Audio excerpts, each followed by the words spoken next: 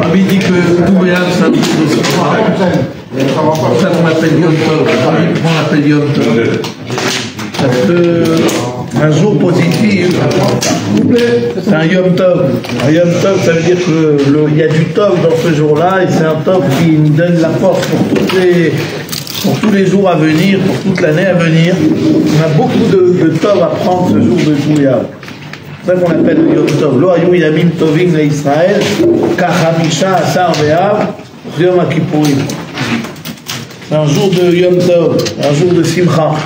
On va chanter un higoun de Simcha, de Chaim et Chaim.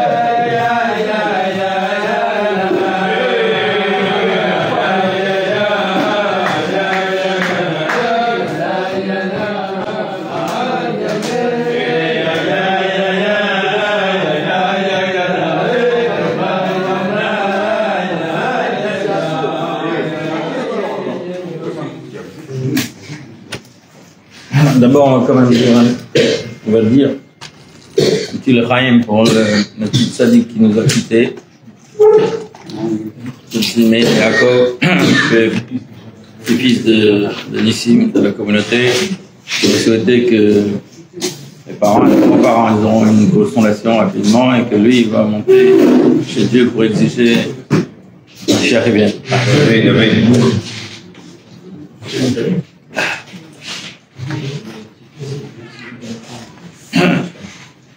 On ne peut pas imaginer, quand on a vécu avec Ramoulé, on ne peut pas imaginer de passer tout Béab sans faire un fabriquet, c'est pas possible. Ramoulé dit, c'est marqué dans Agmar, Loayu Yamin Tovim qui est Khamisha Béab, Yom Kippour, Khamisha Asar Béab et Yom Kippour. Mais après, tout de suite, il rajoute, il dit que le rabbi dit que en vérité, Khamisha Asar Béab, c'est encore plus haut que Yom Kippour. Pourquoi? Parce que Yom Kippour, on ne peut pas manger. Et le 15 av, on peut manger. C'est-à-dire quoi? C'est-à-dire que toutes les lumières divines, à Yom Kippour, elles ne peuvent pas vraiment descendre dans le monde, mamash. Mais quand ça arrive le 15 av, alors c'est un moment où vraiment ça peut rentrer vraiment dans le monde matériel. Et comme on voit que les morceaux de sichot qu'ils ont envoyés en même temps avec l'annonce du Fabringen, on voit comment le rabbi il insiste pour qu'on passe pas seulement des Fabringen, mais des Seudot, qu'on soit d'une grande simcha, etc., et que toute la journée du 15 av, elle est importante et qu'on ne la perde pas, et que c'est vraiment quelque chose de très, très, très important. Maintenant, comment on peut attraper cette journée-là? Alors c'est sûr qu'en étudiant des sichot, des vamarim, en faisant des taïm, etc., c'est sûr qu'on peut attraper la journée, mais il y a, on voulait dire, on ne peut pas l'attraper entièrement, ça ne suffit pas, ça ne veut pas suffire. Tant qu'on est à la maison seul, en train d'apprendre un mamar, une sirah, korivot, c'est miadi, chacun il peut penser, voilà, j'ai appris un super mamar, et j'ai appris une super sirah, vraiment, maintenant, vraiment, j'ai ressenti déjà qu'est-ce que c'est, tout béav, etc. On voulait dire, ça ne suffit pas, ça ne peut pas suffire. Pourquoi? Parce qu'il n'y a pas la bracha. Il n'y a pas encore la bracha. Quand est-ce qu'il peut y avoir la bracha? C'est quand on est avec des autres juifs. Tant qu'on n'est pas avec des autres juifs, la bracha, elle n'est pas entière. C'est pas quelque chose de plein. Il faut absolument que se trouver avec des autres juifs, va être réuni avec des autres, assis sur le même banc qu'un autre juif. Et donc, quand il y a Avat Israël, alors à ce moment-là, Dieu il dit, là je peux venir, là je donne ma bracha. Ils sont assis tous ensemble et ils sont vraiment, ça c'est quelque chose de bien. Comme, je vous répète juste ce que j'ai entendu d'un Rien de Ramoulet. Il dit là-bas qu'un juif doit bien savoir que Kochiv Otsemiadi, c'est pas quelque chose de juif. Dire c'est ma force, c'est moi, c'est grâce à mon intelligence ou à mes moyens ou à telle ou de mes capacités ou d'autres choses. Que grâce à ça, j'ai eu ce que j'ai eu. C'est pas quelque chose de juif. Un juif, c'est marqué dans l'Imara, un juif qui est Ma'amin B'chai Olamim V'Zorea. Il peut pas, même quand il sème, il sait très bien que c'est connu que quand on sème des graines, alors ça pousse et ça donne plein de. Mais un juif, non. Même quand il sème, c'est pas qu'il est pas sûr que ça pousse. Il peut pas penser que ça va pousser comme ça de manière naturelle. Pour un goy, peut-être ça marche, mais pour un juif, ça marche pas. Un juif, il doit avoir la émouna. D'abord, il doit avoir la émouna. Ma'amin b'chai olamim v'zorea. D'abord, il doit avoir la émouna. C'est pour ça qu'un juif, quand on lui demande comment ça va, alors un goy, il dit ça va ou ça va pas. En général, ça va. Mais quand un juif répond, alors un juif, il répond pas ça va. Il répond ça va, Baruch Hashem. Et non seulement ça, mais Amouli raconte une histoire qu'une fois, Erev Rosh Hashanah, je crois, ou Erev Rosh Hashanah, il est monté chez la mère du rabbi. Il est monté chez la. Qu'est-ce que c'est chez Yard? Bon, je pense que c'était chez la mère. Il a dit la mère du rabbi. Il est monté chez la mère du rabbi pour prendre du gâteau du Leka. Et il y avait aussi là-bas un vieux chassid. Et la Benson, elle a demandé comment ça va. Il a dit, Baruch Hashem. La Benson a dit, Baruch Hashem. C'est-à-dire, elle a dit, c'est pas suffisant. Elle voulait lui dire que ça avait l'air d'être un Baruch Hashem machinal, comme ça, d'accord? Il y a un vrai Baruch Hashem ressenti, que vraiment, la personne, elle ressent parce qu'elle disait là-bas que des fois on dit Baruch Hashem, on se rend même pas compte de ce qu'on dit, c'est tout. On dit Baruch Hashem, Baruch Hashem. Ça compte. Grâce à Dieu.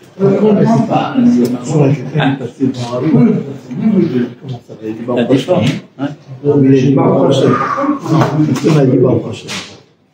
Lui, il a dit, ça dépend de comment je faut le dire avec le reste. Après avoir gagné le loto.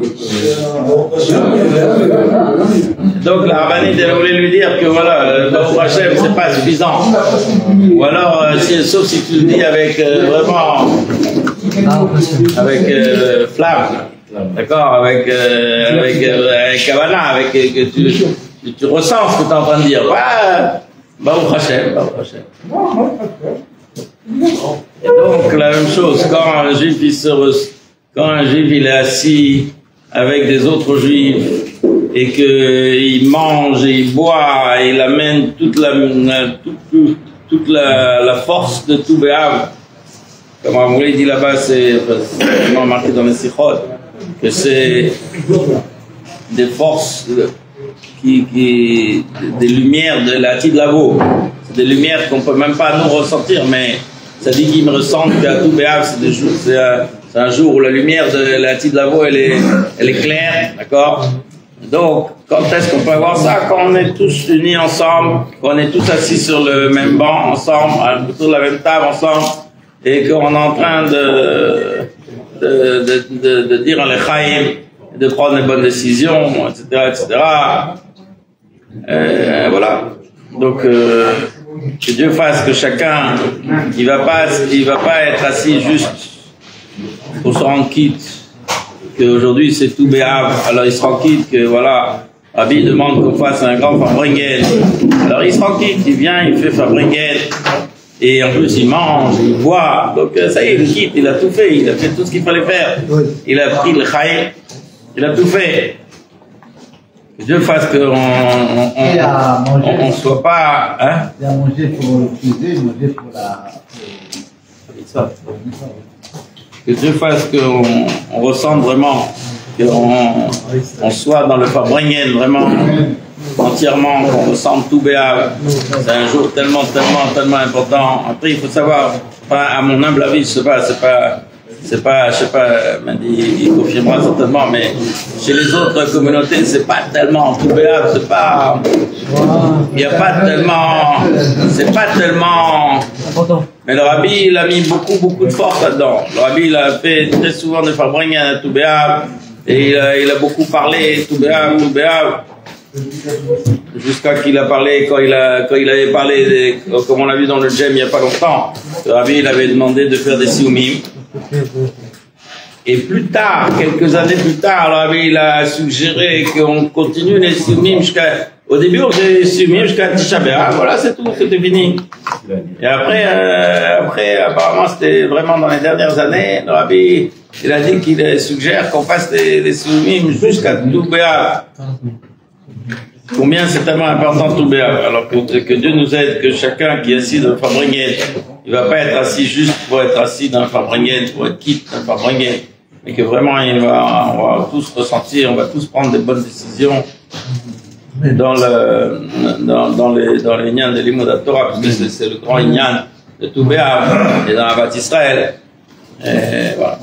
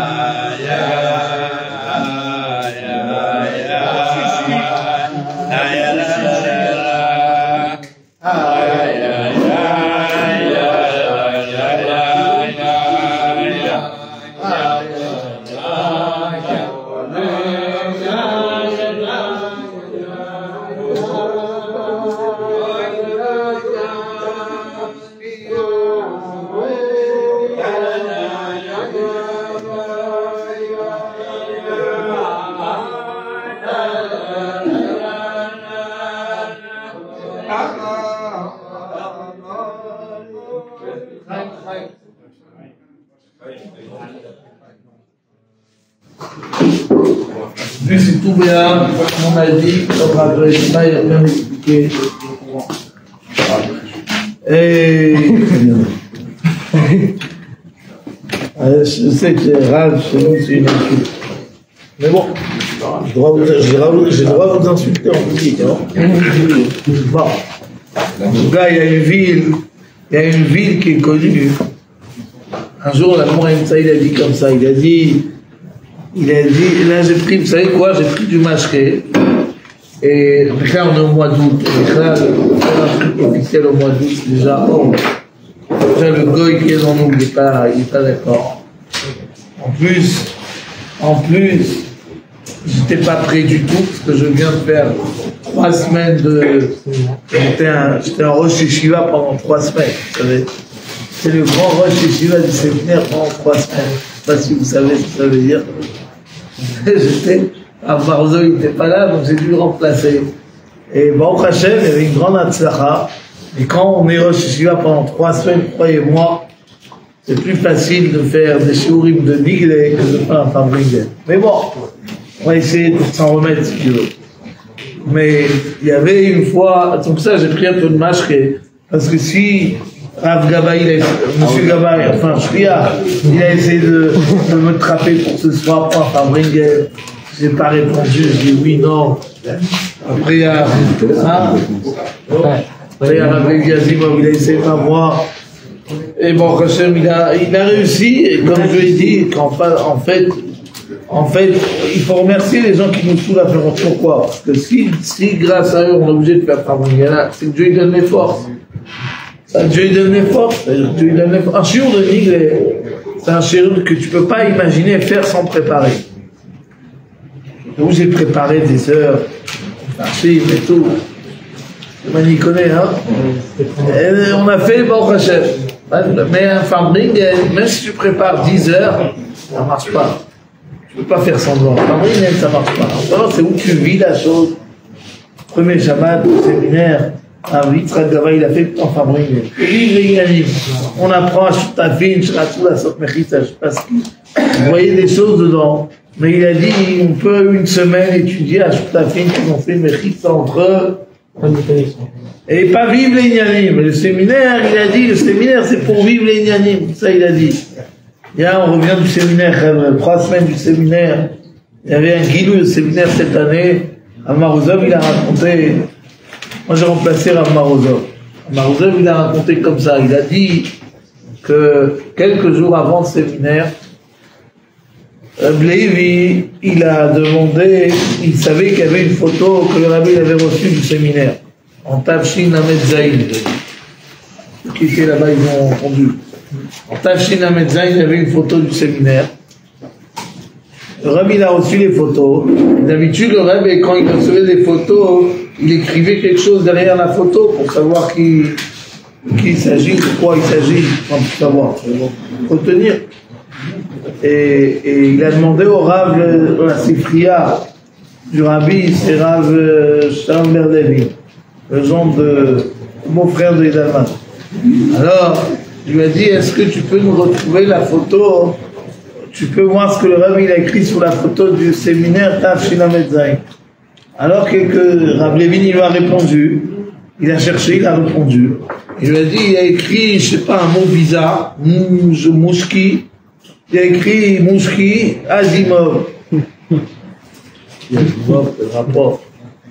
Alors, Lévi, je sais pas comment c'est apparu, Lévi, il a vérifié la photo. En fin de compte, ils ont convenu, je sais pas comment ils ont convenu, ils ont vérifié ce qu'il y avait écrit. En fait, il y avait écrit Mouchpae Azimov. En fait, j'étais là, Mouchpae Azimov.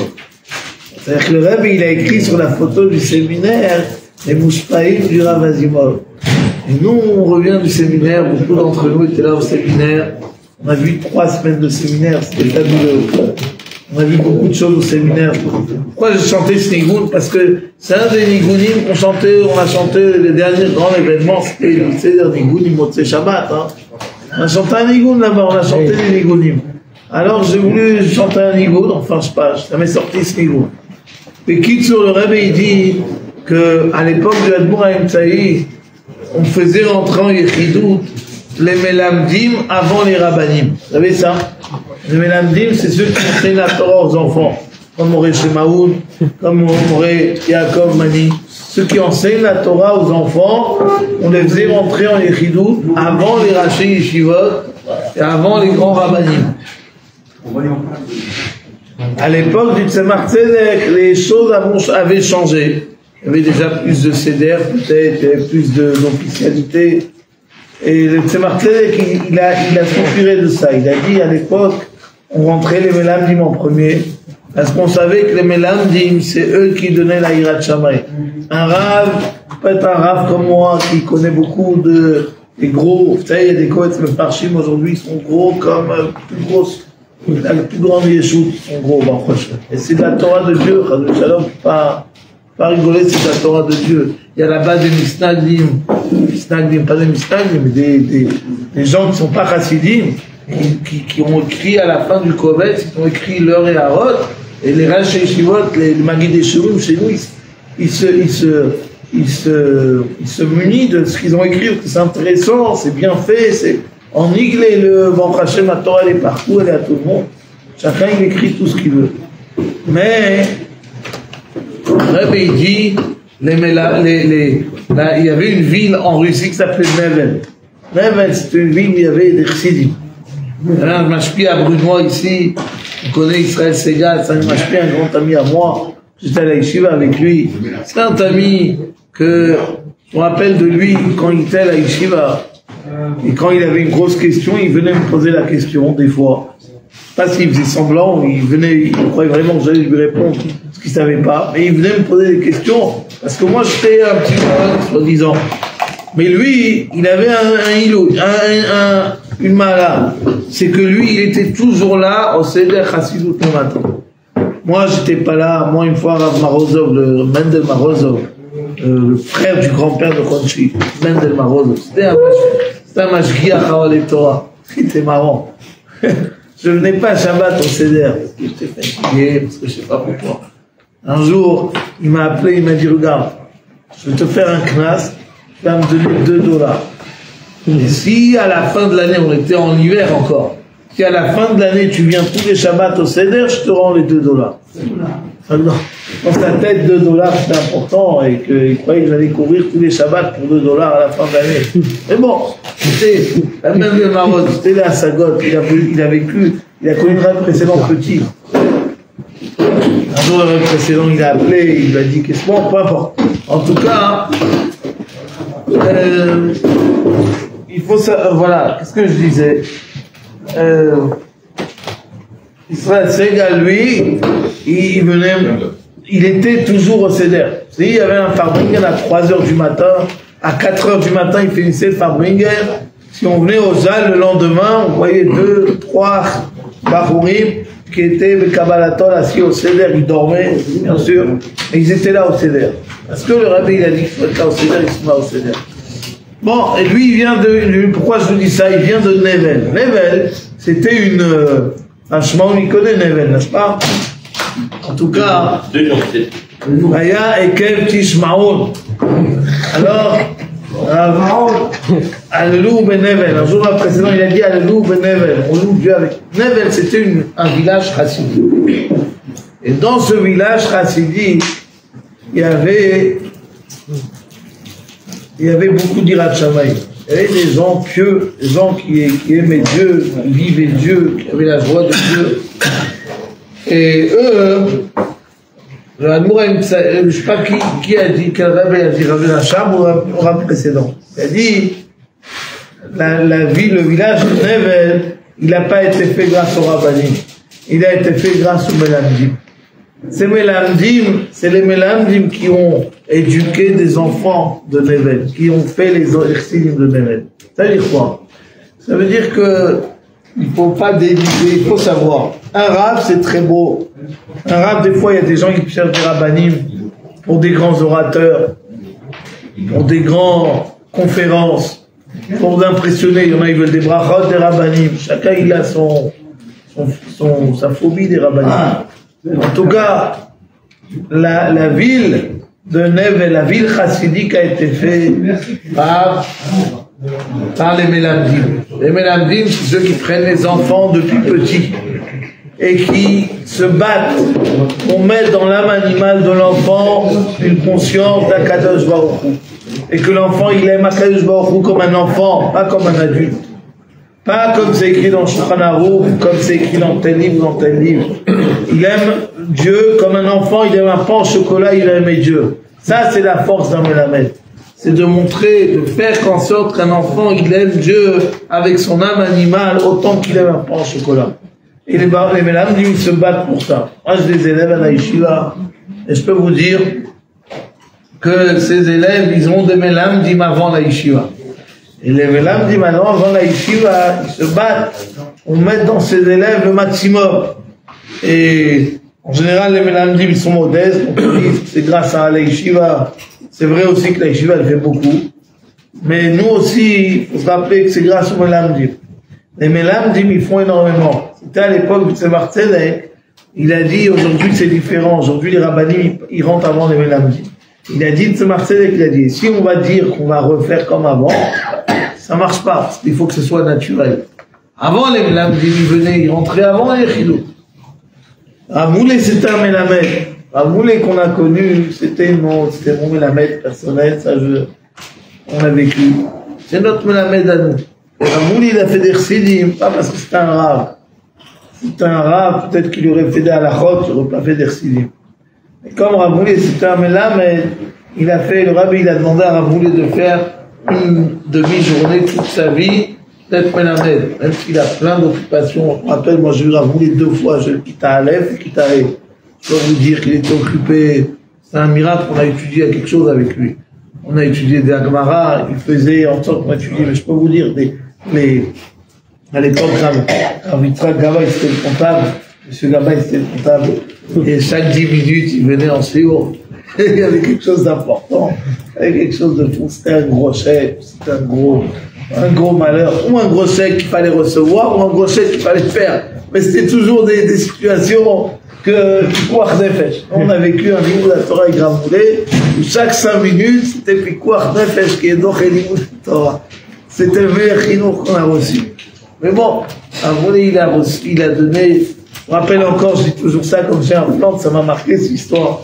Un jour, j'étais à Flandre, c'était Rav Mouli, il était encore là. Et vous savez, il y a une histoire de Moret Katan qui me fait penser toujours.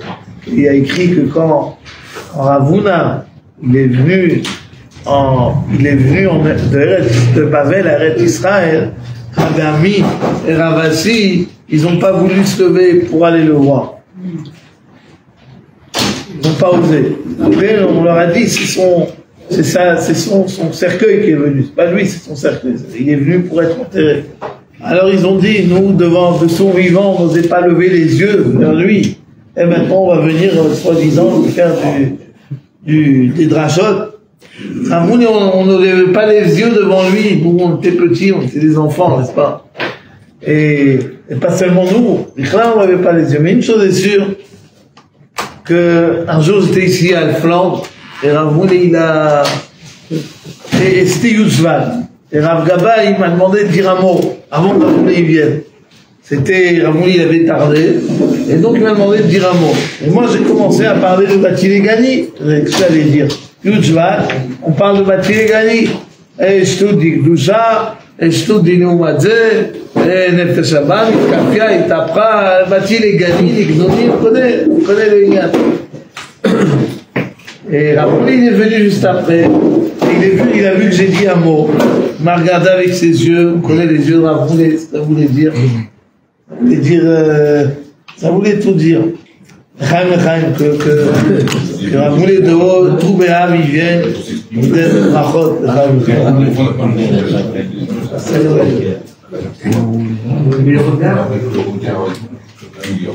Que le rêve israélite, Rabbi Yeshua, que le rêve de Rav Mouli israélite sur toi. Tout Béham, c'est un matzav de rêve israélite. Amen. En tout cas, Rav Mouli, il est venu. Et il a dit comme ça, il a dit un mot très fort. Il a dit, chaque génération elle a son rêve. Et chaque génération, le rêve, il est venu dire ce qui est important pour la génération.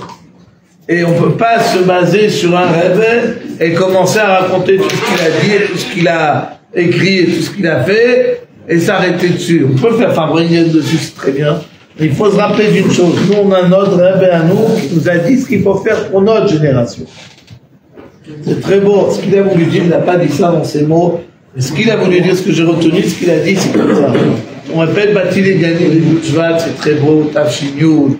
Vraiment, il a répété ce Mahamar pendant 40 ans. Il a commenté chaque jour un autre Perek du Mahamar. Pendant 20 ans, 20 prakim. Rabbi, il a pendant 20 ans commenté tout le Batilegani, chaque année un Perek.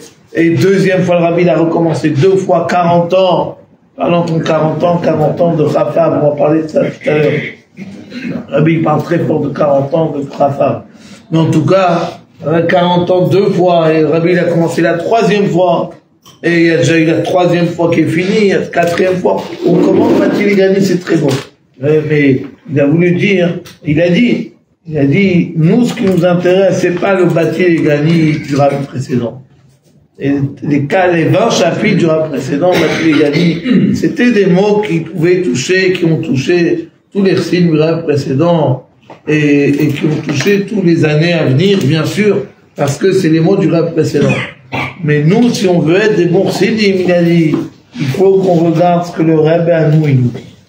Et le Rebbe, il nous dit comment on doit prendre l'enseignement de Youtzvat, comment on doit prendre l'enseignement de Toubéa.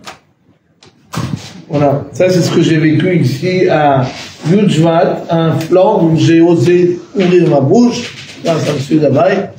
Quand vous l'avez appris, il est venu, il nous a donné ce message très fort. Il a raison. Et il dit, pauvre, tout va. Mais bon, j'ai bu beaucoup de chaim parce que, Alpi, Sechel, je n'étais pas prêt à faire Fabringen. Donc, M. Dabaye, il peut témoigner. Mais bon, c'est venu comme ça qu'on fait Fabringen. Alors, on fait Fabringen. Mais il ne faut pas dire des âneries quand on fait Fabringen. Il faut parler des choses qui touchent. Tout Béav, c'est un Yom Tov que le Rebbe il a fait de ça un Yom Tov qu'on ne peut pas imaginer. Et quand je vous dis qu'on ne peut pas imaginer, je sais de quoi je parle, excusez-moi, je sais de quoi je parle. Le Rebbe, il dit les 3 semaines, du 17 Tammuz au 9 Av, c'est des Yamim Tovim cachés du Rebbe. On voit les sirotes des Shabbats des 3 semaines. On voit même dans le Chol, quand le Rebbe parlait de 3 semaines. Le Rebbe, il a retourné toutes ces périodes de manière qu'on ne peut pas imaginer. Le ribouille, la chirout que le Rebbe, il a mis dans ses jours, les paroles de Torah qu'il a mis dans ses jours, l'enseignement qu'il a mis dans ses jours, l'amour de Dieu qu'il a mis dans ses jours, et l'amour d'Israël, l'amour d'Israël qu'il a mis dans ses jours. Elle est Ein-Sof, on ne peut pas imaginer jusqu'à où ça. Rabbi, il a pris les 3 semaines, il a fait de ça le Tov, les meilleurs jours, si on peut dire, quand on lit les sirotes, les meilleurs jours de l'année. Les jours où le Rabbi, il a gratté, il a trié, il a posé, on sent la fatigue, on sent la labeur, on sent la harisha et la zriat, le Rabbi, il a fait pour trouver le bon, pour exprimer le bon qu'il y a dans ces jours négatifs. Et quand, après ces jours négatifs, ça arrive le 15 Av, et le 15 Av, c'est un jour que le Rebbe, il a pris, le Rebbe, il a fait Fabringen tous les ans sur pas tous les ans, je sais pas de quelle année. Depuis quelle année, je connais pas, je suis pas assez grand racine pour connaître tous les détails, mais depuis au moins 15 ans ou 20 ans, le Rebbe, et pourtant, le Rebbe, il avait Chafal.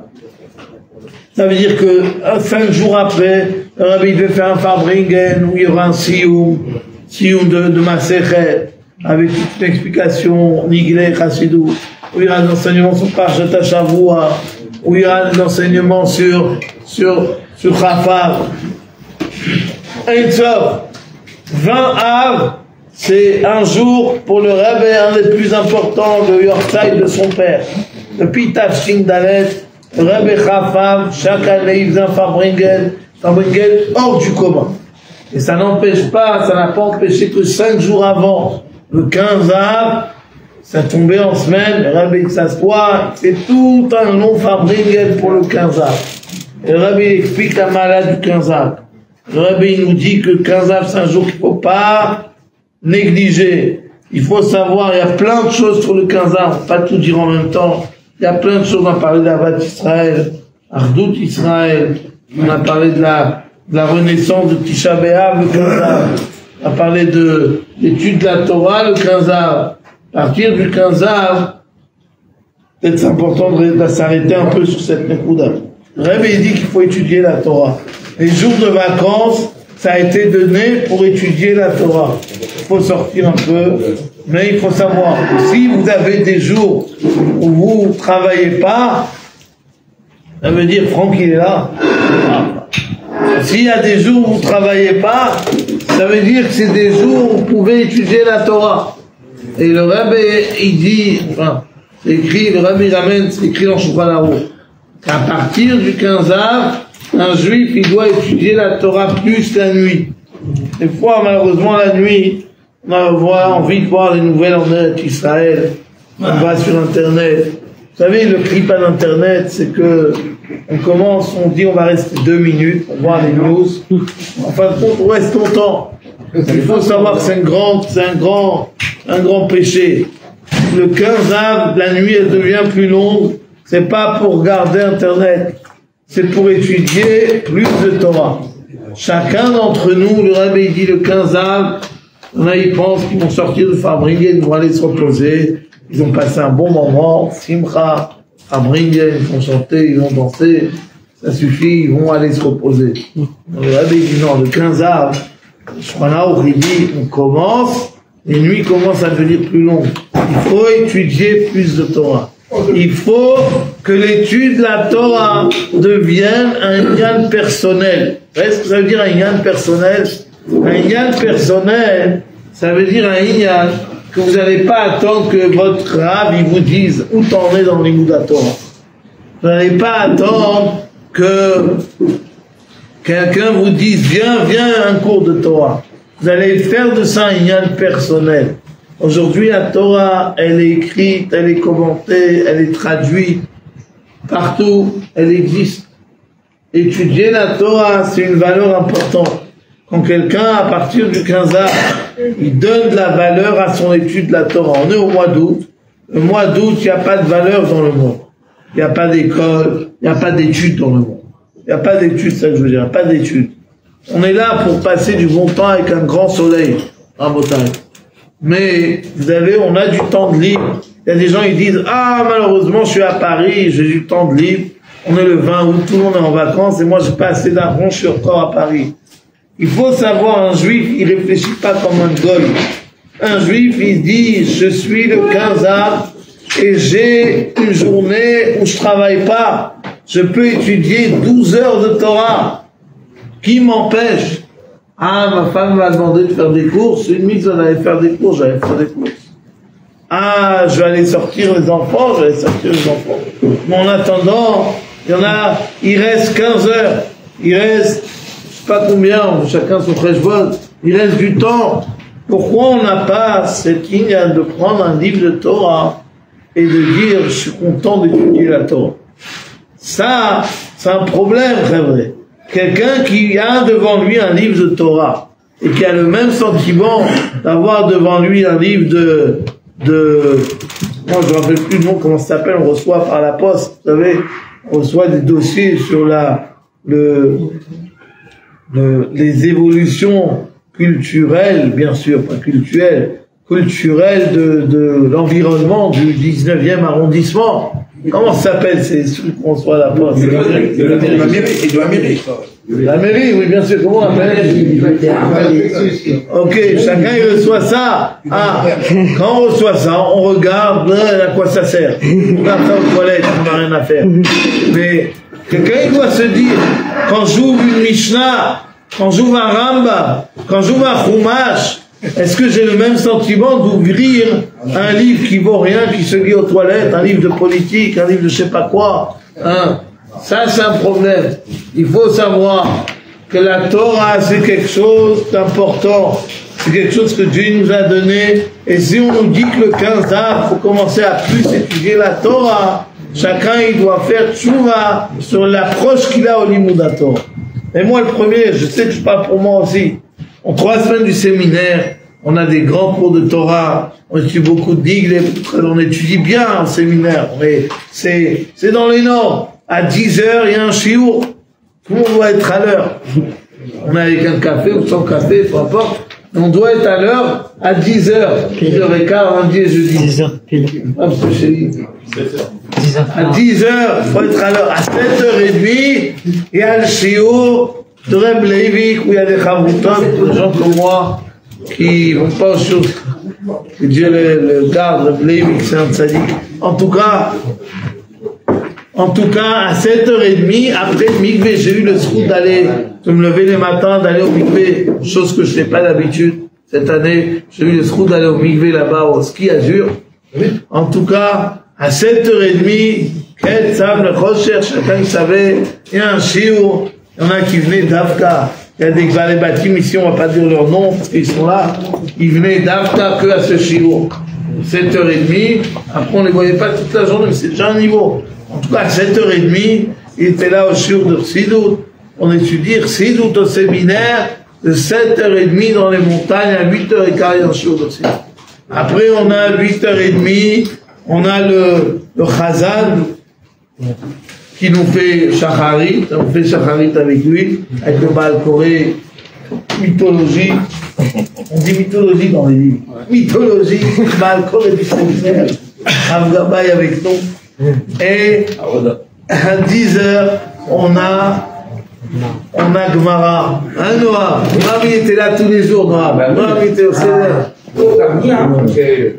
Noam, vous voyez comme ça, mais Noam, c'est une tête, je ne peux pas imaginer.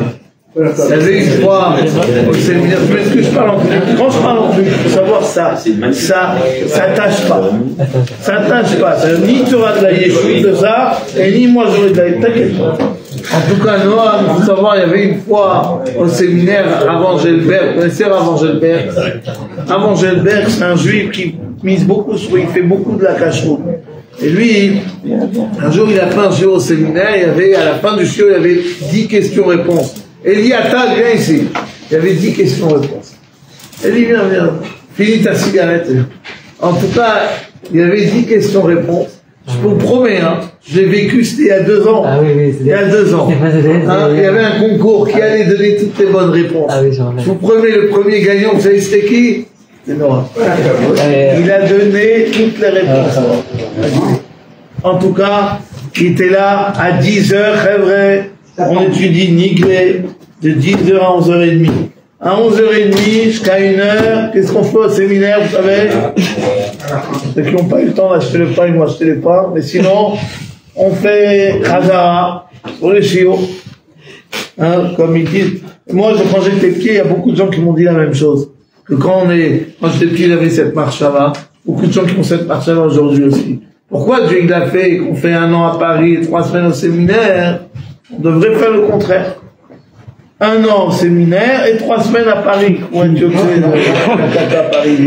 Mais bon, c'est pas comme ça que Dieu a voulu qu'on fasse les choses. En tout cas, quand Mashiach arrive à venir, tout le monde sait, il y aura le séminaire toute l'année. Ceux qui sont intelligents aujourd'hui, ils peuvent faire le séminaire toute l'année. Mais il faut être vif pour ça, c'est pas évident. Hein. Gilles, t'arrives à faire un séminaire toute l'année. En tout cas, il faut être vif pour ça, c'est pas évident. Mais quand Mashiach arrive à venir, qu'est-ce qu'on va faire? Il y avait un Mashpia au 770 qui disait comme ça, il disait, moi je suis déjà dans les mots à Mashiach. Je ne vais pas tout de suite par la salle, la yeshiva me paye tous les mois. Je me lève le matin, je vais à la yeshiva, j'ai un café gâteau, on mange bien le déjeuner du matin. Après j'étudie Chassidut, je prie, on parle des locaux toute la journée. Et c'est quoi Yemot HaMashiach? Qu'est-ce qu'il y a de différent tellement quand Mashiach va venir? C'est pas la même chose. Séminaire, c'est Yemot HaMashiach. On finit à 1h. À 1h, il y a un bon repas, comme à Yemot HaMashiach. Après la Ma'adanim, Tsuim Keafar. Ceux qui est trop de manger au séminaire, tant mieux pour lui. Celui qui va manger chez lui, ben, sa femme est là en vacances, pour lui. Mais bon, en tout cas, chacun y mange. Après, il y a encore des unanimes au séminaire, on va pas tout dire. En tout cas, ça pour dire, l'Limud Torah au séminaire, on apprécie, on apprend à apprécier le Limud Torah. On apprend à apprécier un daf de Gemara. On apprend à apprécier un Mahamar de Chassidut. On sait que sans un Mahamar de Chassidut de bon matin à 7h30 ou à 8h, on va pas faire la journée. Ou, parlant positif, quand t'as un Mahamar Chassidut dans la tête, Rabbi, il a fait 20 ou 15 mamarim, tout béhav. En Hachem, on a eu l'occasion d'étudier un mamar ce matin. On a eu l'occasion d'étudier Shabbat, un mamar. Dans le Kovetz. Un mamar, c'est quelque chose qui donne la vie, qui donne la chayout. Si malheureusement, aujourd'hui on fait tout vite. Si on prenait le mamar de Shabbat, et qu'on le révisait, j'ai pas eu le temps de le réviser. Vous voyez, j'ai eu le temps de rien faire maintenant. J'ai pas eu le temps, mais il y avait un mamar très beau Shabbat. Un mamar très fort. En tout cas, on étudiait un mamar sur tout béhav. Après, on fait du niglé, comme c'est écrit, comme c'est au séminaire. Ça, c'est un juif. Un juif qui étudie, un juif, c'est quelqu'un qui étudie la Torah. Il faut étudier la Torah. Chacun d'entre nous, ça arrive tout béat. Il doit se dire, les nuits, c'est pas pour regarder les écrans.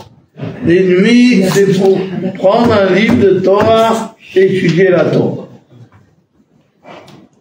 Moi, je dois faire toujours, parce qu'hier, je regardais un écran pendant 1 heure, et je regardais des news, et j'ai perdu mon temps. Alors que c'était tout béat.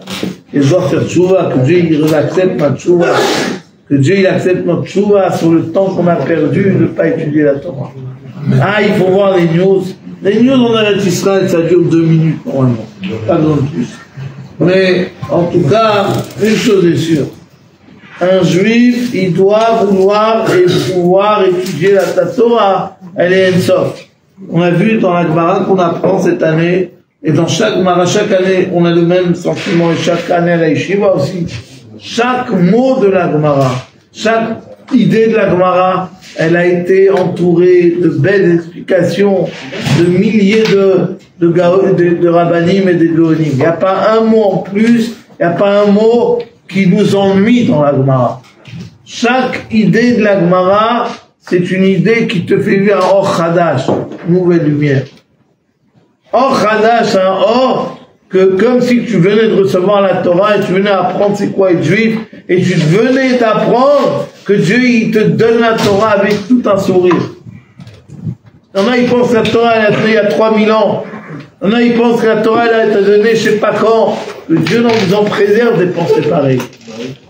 Celui qui veut vivre son judaïsme, il doit savoir que la Torah elle a été donnée ce soir. Elle a été donnée aujourd'hui.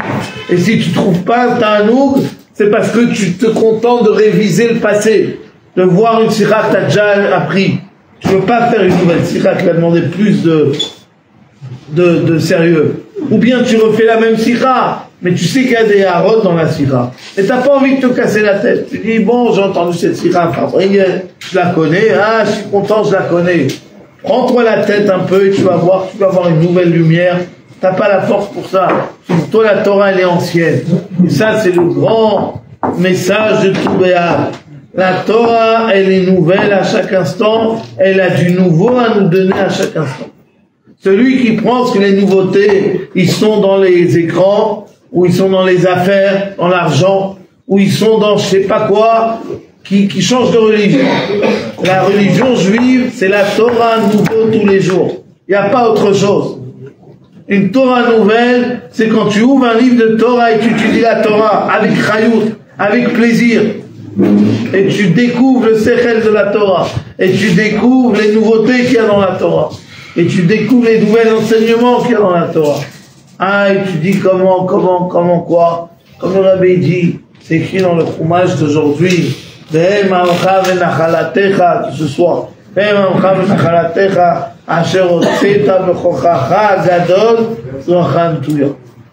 On est le peuple, on est le Tzva Hashem, on est l'armée d'Hachem. L'armée, elle peut pas vivre comme on voit malheureusement aujourd'hui en Israël. Ce que je dis nous, je peux vous dire. En tout cas, l'armée en Israël, si elle n'a pas, Chaz v'Shalom, il y a un goy aujourd'hui qui a dit une vérité.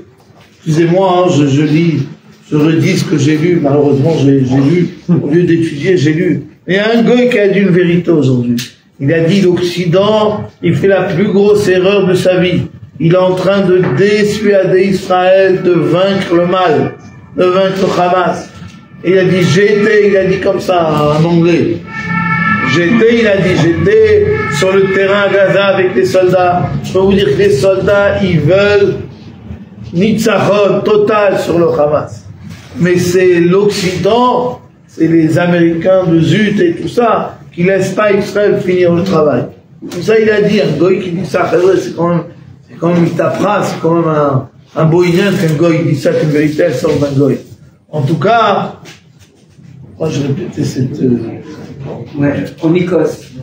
Moi je répétais ça, si quelqu'un m'écoutait. Moi je m'écoute pas, mais quelqu'un m'écoutait ici. C'est ce que je disais juste avant. Étudier la Torah dans les livres. Hein? Étudier la Torah dans les livres.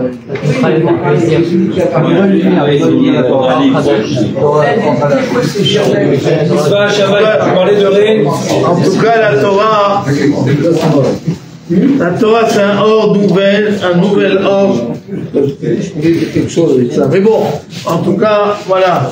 On peut, l'armée, voilà ce que je veux dire. L'armée, elle a besoin de nouvelles chayout tous les jours. L'armée, c'est pas quelque chose, un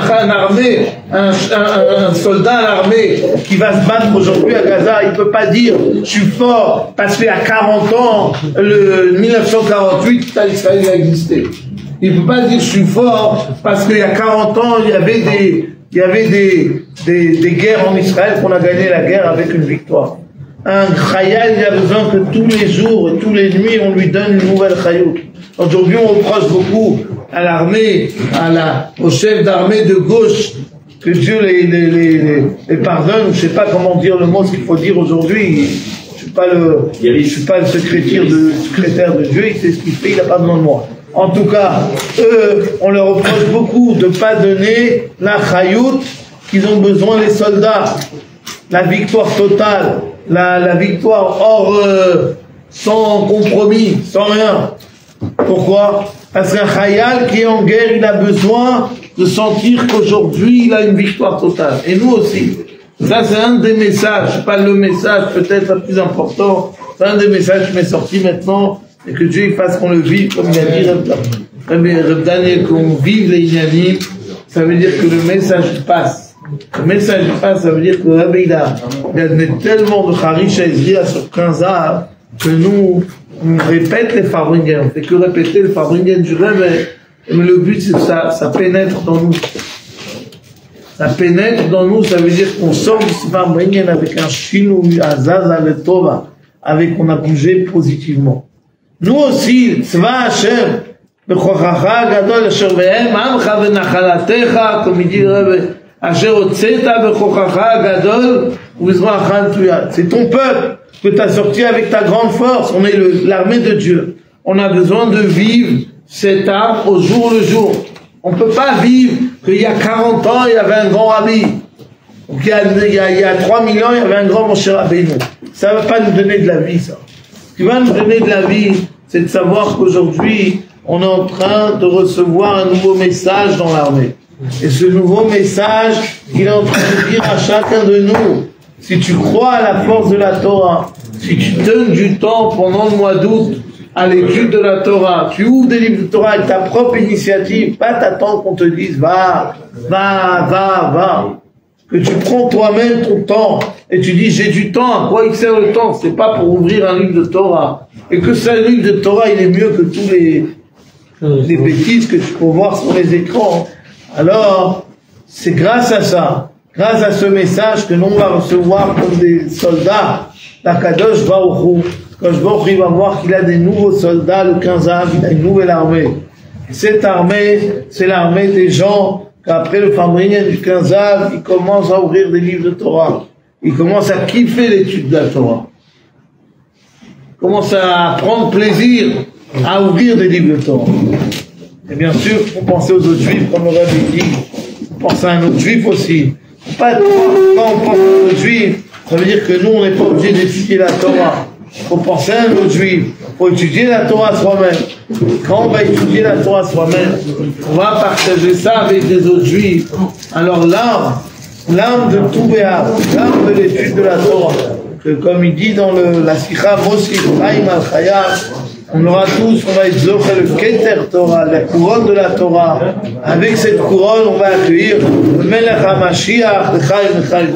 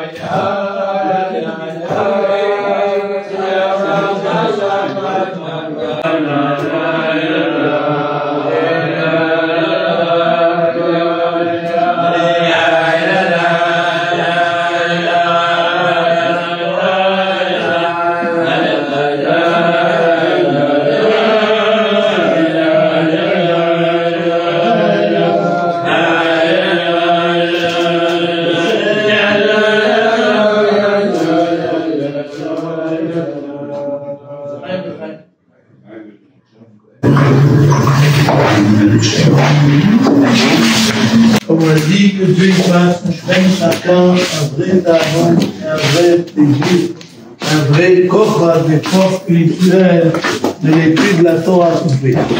Chacun d'entre nous ici, les Shayach à étudier la Torah. Amour à laquelle il a dit que chaque racine, il doit être Chabad. C'est quoi Chabad? C'est Chochma, Bina, Vada. Il y en a des gens qui pensent que Chokhmah Bina Vadat, c'est pour des autres. Et eux, ils sont fiers d'être un juif de Maasé. Et c'est vrai, il faut être un juif de Maasé. Moi, il a fait des juifs de Maasé et il a réussi comme personne. Et il était émet. Et quand quelqu'un il est émet, il réussit. Les gens qui ont du Chokhmah Bina Vadat, en général, ils se cassent la figure, mais bon. On va parler de sang public, c'est pas normal. Mais le poète, on est dans Chokhmah Bina Vadat, on est Chassidim Chabad. Chabad, ça veut dire, ça, Ramou, il a dit souvent. Chabad, ça veut dire qu'on se casse la tête à étudier un Inyan. On ne peut pas vivre, Ramou, il disait, on ne peut pas vivre une fête s'il n'y a pas deux sujets. Si on ne fait pas Miftaïm avant la fête. T'arrives à Pesach, t'as pas fait Mifta Matzah, tu peux, Shalom, ils vont dire, je peux aller manger du Hametz d'abord, on ne parle pas comme ça, mais bon, presque ça, quoi. Mais ils ont raison. Bon, faut aller Mifta avant la fête. Après, je disais, le deuxième Inyan, il faut étudier un Mamar, il faut étudier des Inyanim du Rabbi avant la fête. T'as fait Mifta, t'as pas étudié le Inyan de la fête. Ok, t'as fait ce que le rabbi demande, c'est bien. T'as fait Miftaïm, t'as fait le Maasé. Maasé, ça suffit pas. Même mon Dieu qui a demandé le Maasé, il a demandé le Talmud. Il a demandé que certaines choses passent par la tête. Et à titre là-bas, il a écrit que qui va être le roi Yehuda. Yehuda, c'est Maasé. Mais il y aura quand même Yosef. Yosef, c'est l'étude. Et Yosef, il va être Batel à Yehuda. Parce que le Ikar, c'est Maasé, c'est pas l'étude. Mais il faut les deux. Pas dire Yosef, il s'en va, il n'y a plus Yosef, c'est quoi cette folie? Il faut Yosef. Il faut Yehuda, il faut Yosef. Donc il faut qu'on ait un plaisir dans l'étude. Kan ve'elach, on s'écrit. Kan ve'elach, de Mosif Yosif. Celui qui étudie plus de Torah parce que les nuits sont plus longues. Il faut savoir, après Maariv, tout le monde sait ça. C'est pas un secret que je vais vous dire. Après Maariv, on est fatigué toute la journée comme un fou. On va à Maariv, mais caution, on arrive à faire Maariv.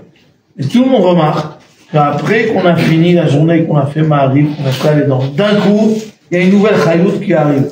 On n'arrive plus à dormir. On a un chayout. C'est quoi cette chayout? Il y a deux manières de la faire. Ou bien tu prends l'ordinateur, ou l'écran, et tu commences à regarder l'écran. Tu es tombé dans le mal absolu, tu sais pas où tu es. Je ne parle pas que tu vois des choses négatives, on ne parle pas même de ça. Même si tu vois des choses positives, tu as un écran dans les mains, c'est fini. Je ne parle pas que tu regardes un livre de Torah, bien sûr. En tout cas, ou bien dans le positif, tu as de la chayout, tu n'arrives pas à les dormir. Pas pourquoi, la nuit, tu sais, des fois la lune, elle nous clignote qu'on ne peut pas aller dormir. Je ne sais pas pourquoi.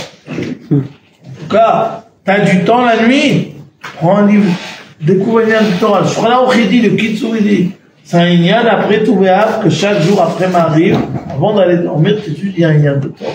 Bon, en tout cas, chacun d'entre nous qui prend ce Inyan d'étudier plus de Torah, plutôt à partir de tout béat.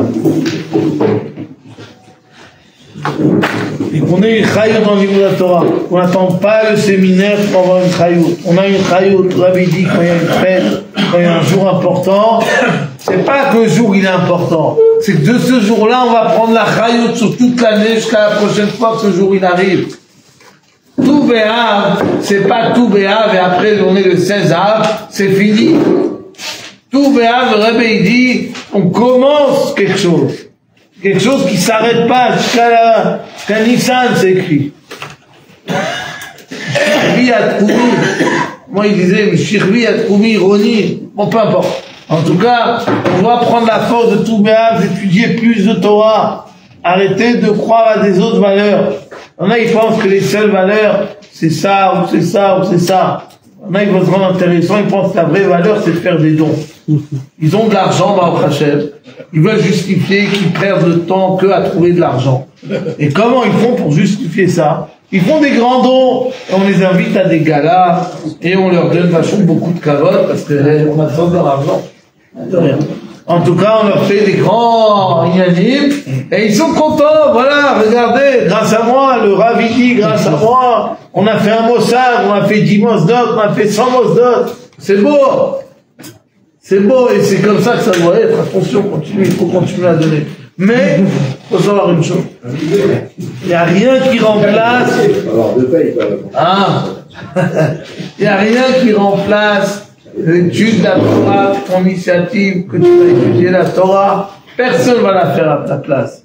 Et il n'y a que toi, il n'y a rien qui remplace ce lien. Le Rabbi dit tout, mais il faut donner la tzedaka, parce que la Torah, tu fais la tzedaka. Rien de donner un peu de tzedaka. Le Rabbi un jour, il a dit, à la fin de son réunion, je donnais $1 à chaque. Je donnais $2. C'est à chacun, ou autant qu'il dit. Ah oui, il a donné $2 pour tzedaka. Mais, tout le message, c'est que chacun, il doit avoir un corps, il doit avoir un plaisir, une chayout, mosif, chayim al chayal. Amergui l'a répété au séminaire, il y avait du monde. Troisième semaine, séminaire, du monde. C'est Aya Mispar Israël Asher Lo Imad Velo Isafer, c'est deuxième ou troisième semaine, c'est sa troisième semaine de séminaire avec du monde. Et il a dit, il a ramené Rashi. Qu'est-ce qu'il dit Rashi?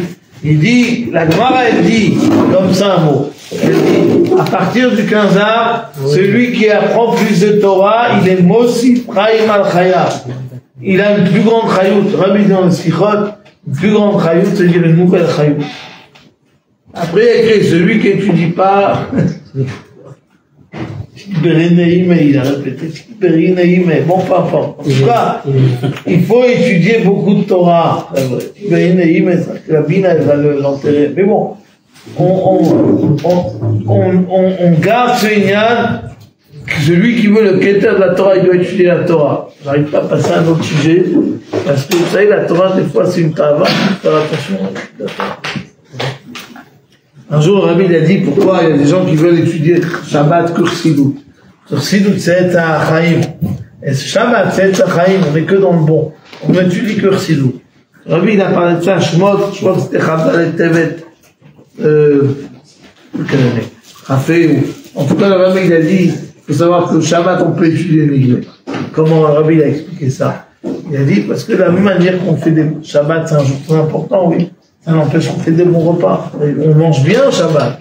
On mange bien. On dit que le repas, on va l'élever. Il est dans la Kedusha. Rabbi dit la même chose. Le niglé, qu'on étudie Shabbat, il va s'élever dans la Kedusha. Rabbi n'a pas trouvé la meilleure manière de l'expliquer pourquoi on étudie le niglé Shabbat qu'un repas de un bel daf ou un bon choulaki.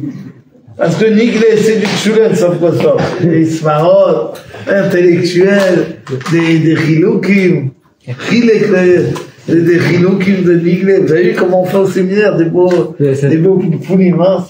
C'est une tava d'étudier niglé. C'est une tava comme manger des fêtes de salade, Shabbat, c'est une tava d'étudier niglé. Bon, de la même manière que Shabbat, c'est le culte, on mange les bonnes salades, on pense à Dieu, Shabbat, n'est-ce pas, on ne peut pas qu'au ventre.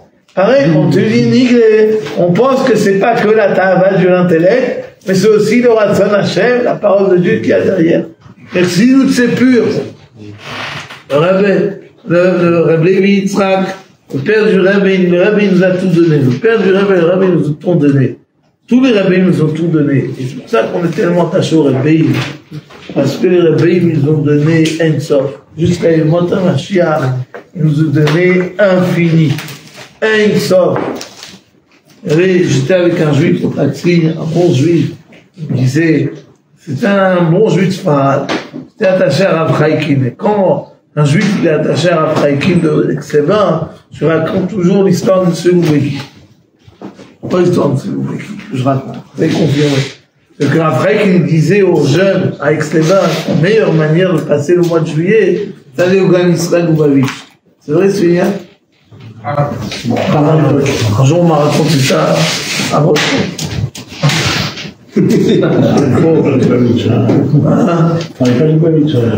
en tout cas, ce juif Farad, il m'a impressionné. Pourquoi? C'est un juif de Shalom, hein, comme moi je suis un juif de Shalom, c'est les juifs de Shalom. Vahemet v'Shalom aïlou, le Rabbi répétait beaucoup. Tout béa Vahemet v'Shalom aïlou. Faut aimer le Hémet, faut aimer le Shalom. Le juif m'a dit que, peu importe les bêtises, en tout cas, il faut savoir une chose. Les rabbins nous ont donné énormément, surtout sur le jour de Tou B'Av. Tou B'Av, c'est un jour qui a été jamais tellement parlé de lui. Le rabbin, il en a fait de ça un jour Ein-Sof, un jour infini. Parmi les Horaot que le rabbin dit, j'essaie d'être cohérent avec le Midrash. Parmi les Horaot que le rabbin dit qu'il faut apprendre de Tou B'Av, Natan L'Chaim. Rabbi dit que Tou B'Av, c'est le tikkun de Tisha B'Av. Tisha B'Av, c'est que le temple il a été détruit, c'est la plus grande hérida. Rabbi dit, mais Yom Kippour aussi, il y a une hérida, il y a une aliyah. On parle tellement de Tou B'Av. Rabbi dit, Tou B'Av, la hérida, elle est hors du commun, et la aliyah, elle est hors du commun. Ça veut dire qu'il n'y a plus de seder dans les aliyot que dans les héridot. Un peu, vous savez, pour vous donner un exemple, et ça reste un exemple, parce que je n'oserais pas dire en public plus que c'est un exemple, mais je veux dire quand même cet exemple, c'est un bel exemple. Vous allez comprendre que c'est un bel exemple. Imaginez les messichis. Ils un peu Bilti Seder. Nous, on les traite de Bilti Seder. Ils sont dans le chiffre 1 qui est au-dessus des 10 ou en dessous des 10, on ne sait pas, mais en tout cas, ils ne sont pas dans les 10. Mais pourtant, ce Seder, ce Bilti Seder, Rabbi il dit c'est le Bilti Seder du mois de Av. On passe d'un jour le plus grave de l'année, et on arrive au jour le plus haut de l'année. Vous savez ce que le Rabbi dit sur Tou B'Av? Une chose, et il faut se rappeler ça, il faut le dire. Une chose qu'il faut se rappeler, il faut se rappeler d'une chose. Et je vois ça aussi chez Ablevi. Il faut se rappeler d'une chose très importante. Vous savez c'est quoi? C'est que Ravroulé, il avait une force que pendant 50 ans qu'il a vécu ici à Paris, il n'a jamais dit un mot de lui-même. Il a dit un mot de lui-même, c'est un mot qui était déjà ancré dans ces 613 Evarim et Gidim, et qu'ils avaient parti de lui, ça sortait tout seul. Il n'a jamais dit un mot. Il a répété d'Inyan du rêve pendant 40 ans, 50 ans, il n'a jamais dit un mot de lui. Nous, on est des jeunes poubelles, et on répète des choses, je crois qu'on est intelligent. Mais Amouni, il a toujours dit, il a toujours répété, c'est un mot du relâche arabe. Bon, le Rabbi dit au sujet de Tou B'Av, que Tou B'Av, c'est plusieurs choses qui sont passées Tou B'Av. En vérité, ils ont commencé Tisha B'Av. Première chose qui s'est passée Tou B'Av, c'est que les morts du désert, ils allaient tous les ans, les gens du désert tous les ans, ceux qui avaient 60 ans, ils allaient dans les tombes, creuser leurs tombes. Imaginez l'élévation de ces gens-là. On peut les envier. Ils gens tranquilles, 60 ans, ils creusent une tombe, ils rentrent dedans, ils savent que ils disent au revoir à tout le monde et ils savent que c'est fini. Le dernier Tisha B'Av, c'était le 9 Av.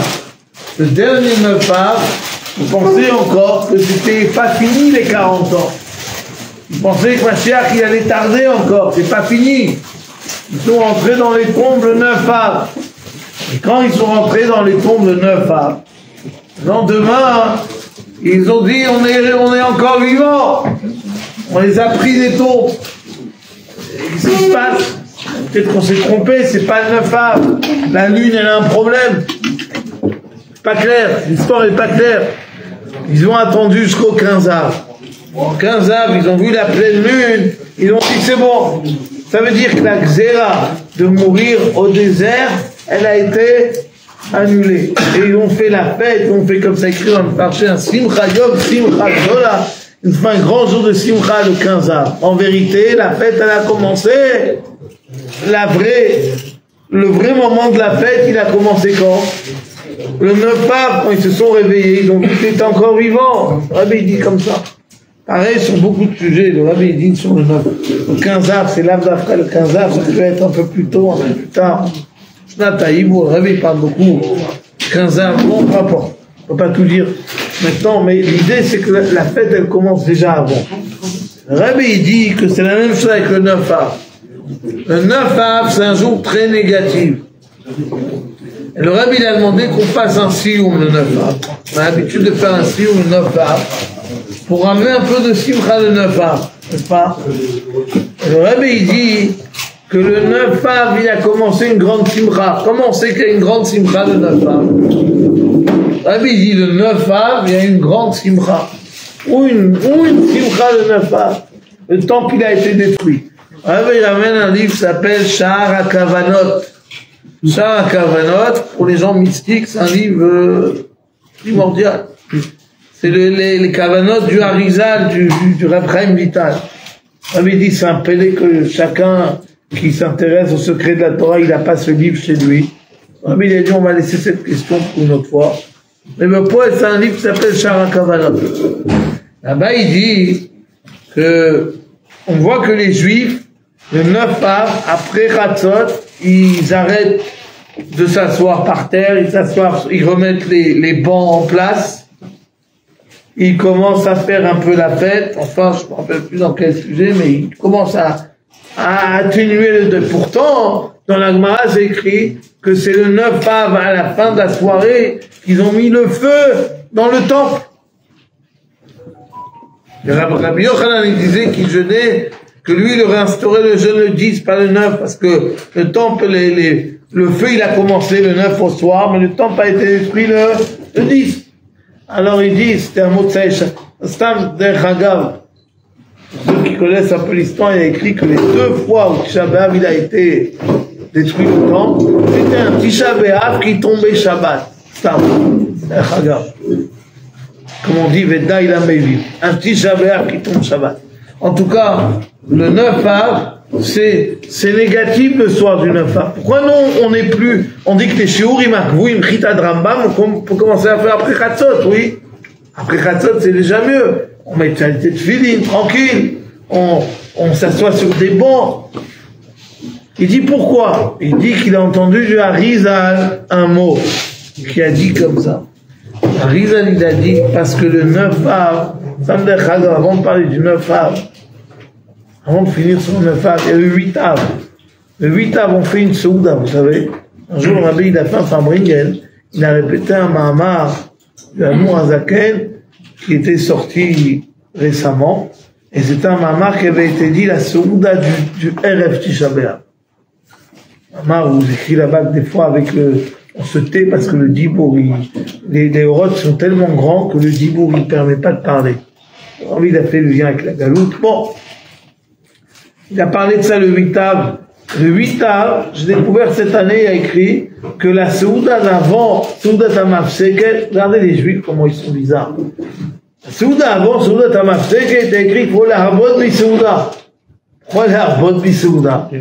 C'est un halakha, c'est pas de la Chassidut, c'est un Magen Abraham dans Erev Tisha B'Av. Il faut la Harbot Bisouda pour se rappeler que le 9 Av, à l'époque du deuxième temple, il faisait un Yom Tov. Manu, tu connais Seigneur? Il faisait un Yom Tov le 9 Av. Pour se rappeler du Yom Tov, il faisait le 9 Av au deuxième temps. Il faut être marbé bisouda. On va faire une souda mafseket avec un œuf et de la cendre. On va jeûner. C'est dur de jeûner. La vérité, je sais pas pour vous, mais moi, pour jeûner, c'est toute l'année. On va jeûner.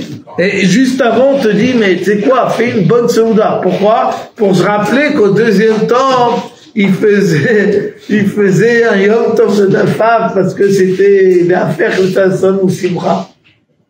Voilà. En tout cas, on revient à ce que je disais avant. Le Harizal, il répond à cette question. Pourquoi le Chatzot de Tisha B'Av, ça devient un jour joyeux? Pourquoi ça devient joyeux? Minag Israël, la joie. Pourquoi? On dit chez les Sfaradim, on dit que les mamans, il y en a qui avaient le minag d'aller acheter de nouveaux vêtements. Vous savez, c'est bien. Ah, vous êtes Ashkenaz, monsieur Sanik, mais chez les Tunisiens, on avait des minagim, laisse tomber. Il y en a qui allaient acheter des nouveaux vêtements, le khatzot du 9 Av. Je dis pas que c'est un bon minage, je sais pas. Et il y en a qui faisaient la maison, vous savez. C'est vrai ou pas? Ils faisaient la maison. Hein? L'après-midi du Shabbat, on nettoie la maison. On nettoie la maison. Et Rafi, il a pris ça des paradis. Les Ashkenazes, ils ne font pas la maison. En tout cas, je sais pas, peut-être qu'il y avait. En tout cas, c'est Minag Israël. Les Juifs, ils ont des minagim, des fois, que on dit Im Einam Nevim, Bnei Nevim, Israël Gdoshimem. Les minagim des Juifs, comme faire très attention au Alpidim, pour faire des matzot, il y a besoin du blé qui soit Mishat Trina, Mishat truc. Mais Israël Gdoshimem, ils font, depuis le Ktira, ils font attention. Tout le monde a pris ce minag. Là aussi, Tisha B'Av, Israël Gdoshimem. Les Juifs sont Bnei Nevim, ils savent ce qu'ils font. Et les grands-mères juives, ils savent pas d'où, mais ils savent, ils ont une intuition, il faut faire la maison pour à Tisha B'Av. Rizal, il répond à cette question, il dit, parce qu'il a écrit, Rabbi ramène, tout ce que je vous dis, c'est un Famringen de tout B'Av. Rabbi ramène que c'est écrit là-bas comme ça, que quand les Juifs, il y a eu Tisha B'Av, et les Goïms, ils ont commencé à tuer les Juifs, il y avait du sang de partout. Que Dieu nous en préserve. Pourtant, vous savez que moi, j'aime bien l'histoire. Je ne vais pas dire que je suis un historien, mais enfin, Bringen, c'est honteux. Mais je veux dire, quand on connaît un peu l'histoire, les Juifs étaient des gens très forts, phénoménaux. Titus, quand il a essayé d'attraper, de vaincre la rebelle juive à Jérusalem, il s'est fait taper 1000 fois. Il s'est fait massacrer 1000 fois.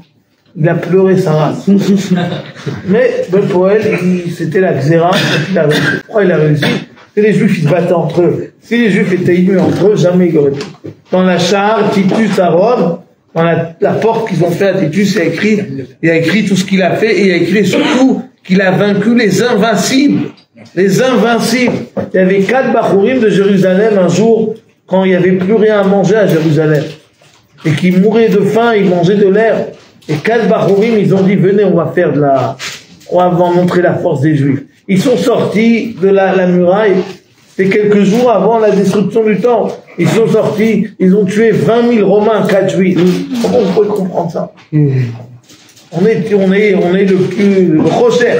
Et 24 Juifs, ils tuent 20 000 Romains, on a vu ça. Ça, c'était les Juifs. Pour elle, quand c'était la Xéra, les Juifs, ils ont perdu. Les Juifs, ils se sont donnés, mais si vous mettez pour le temps, comme c'est pas possible. Ils ont tous morts, ils étaient prêts à mourir, ils jetaient dans le feu, tout ce qu'on veut. Comme les photos qui nous montrent, Dieu nous en préserve, mais c'était le matzah. Et les Juifs, ils mouraient. Et c'était le 9 Av, et il n'y avait pas encore le temple détruit. Mais les Juifs, ils mouraient. Et il y avait, je sais pas de qui il parle là-bas, il dit, je vous répète les mots du Rebbe, comme il appelle le Harizal. Il dit, le Harizal est nifta pendant les 9 jours, c'est pas pour rien. Alléluia, du Harizal, c'est le 5 Av. En tout cas, il raconte que les Juifs ils avaient peur, ils ont dit, bon, peut-être c'est fini pour l'histoire juive, elle s'arrête là, quoi. Il n'y a plus de Juifs sur terre. Et quand ils ont vu le feu sur les pierres, ils ont fait Samchou Simcha Gdola, comme ça s'écrit. Mais Samchou Simcha Gdola. Ils ont dit, Dieu, il a mis sa colère sur les pierres. Ça veut dire qu'on est sauvé. Ça veut dire qu'il y aura plus du sang juif. Il y aura plus, les Juifs vont pas mourir totalement. Ça sera colère, il a mis sur les pierres. Ça c'est Mizmor le Asaf, Elokim, Baou, Goim, Benachalatecha, Simcho, Timotecha, Gochecha, là-bas, il y a écrit que Dieu, il a détruit tout. Et on dit Mizmor le Asaf. Qui n'a le Asaf? Il fallait dire une lamentation, pourquoi Mizmor? Il mort, c'est un chant, c'est de la joie. Pourquoi Mizmor? Tu parles de la destruction du temps. Il dit Asaf, il a dit Mizmor. Parce qu'il a dit, les Juifs, ils vont à ce moment-là être très joyeux. Ils vont voir que Dieu, il a mis sa colère sur les pierres. Il a mis, comme le Rabbi dit là-bas, il a mis toute sa colère. S'il avait mis toute sa colère sur les pierres, il n'y aurait plus qu'un de Shalom de Juifs. Il a mis toute sa colère sur les pierres. Et quand les Juifs, ils ont vu qu'il a mis toute sa colère sur les pierres, alors il a dit, les Juifs ont chanté, mais Samchou Simcha Gdola, ils ont une grande joie. Ils ont dit, Kajbor, il nous aime, il nous a sauvés. Il a détruit sa maison, il s'est acharné sur sa maison, il a fait comme ça une fois sur sa maison, et comme ça sur nous, il va nous épargner, il va nous protéger. Et ça, il dit, c'est la simcha de Tisha B'Av. Pas la simcha du Tou B'Av, c'est la simcha du 9 Av. Et c'est pour ça qu'on dit, après il dit dans Shara Kamal Tevili, moi il me semble que la simcha aussi, c'est parce qu'il y a écrit que Tisha B'Av, il va naître Mashiach. Maintenant, après, on dit dans Simcha, Tisha B'Av, il va naître Mashiach. Et Yatana Minagim Rabbi Ramen, c'est écrit que quand un homme il est né Tisha B'Av, le Minag, c'est de l'appeler Menachem. Pourquoi? Parce que Menachem, c'est le nom de Mashiach. Ça, c'est Shmoshet Mashiach. Le Minag, quelqu'un qui est né à Tisha B'Av, c'est de l'appeler Menachem. Donc ça veut dire que la joie pour le Rebbe, elle commence à Tisha B'Av Beb.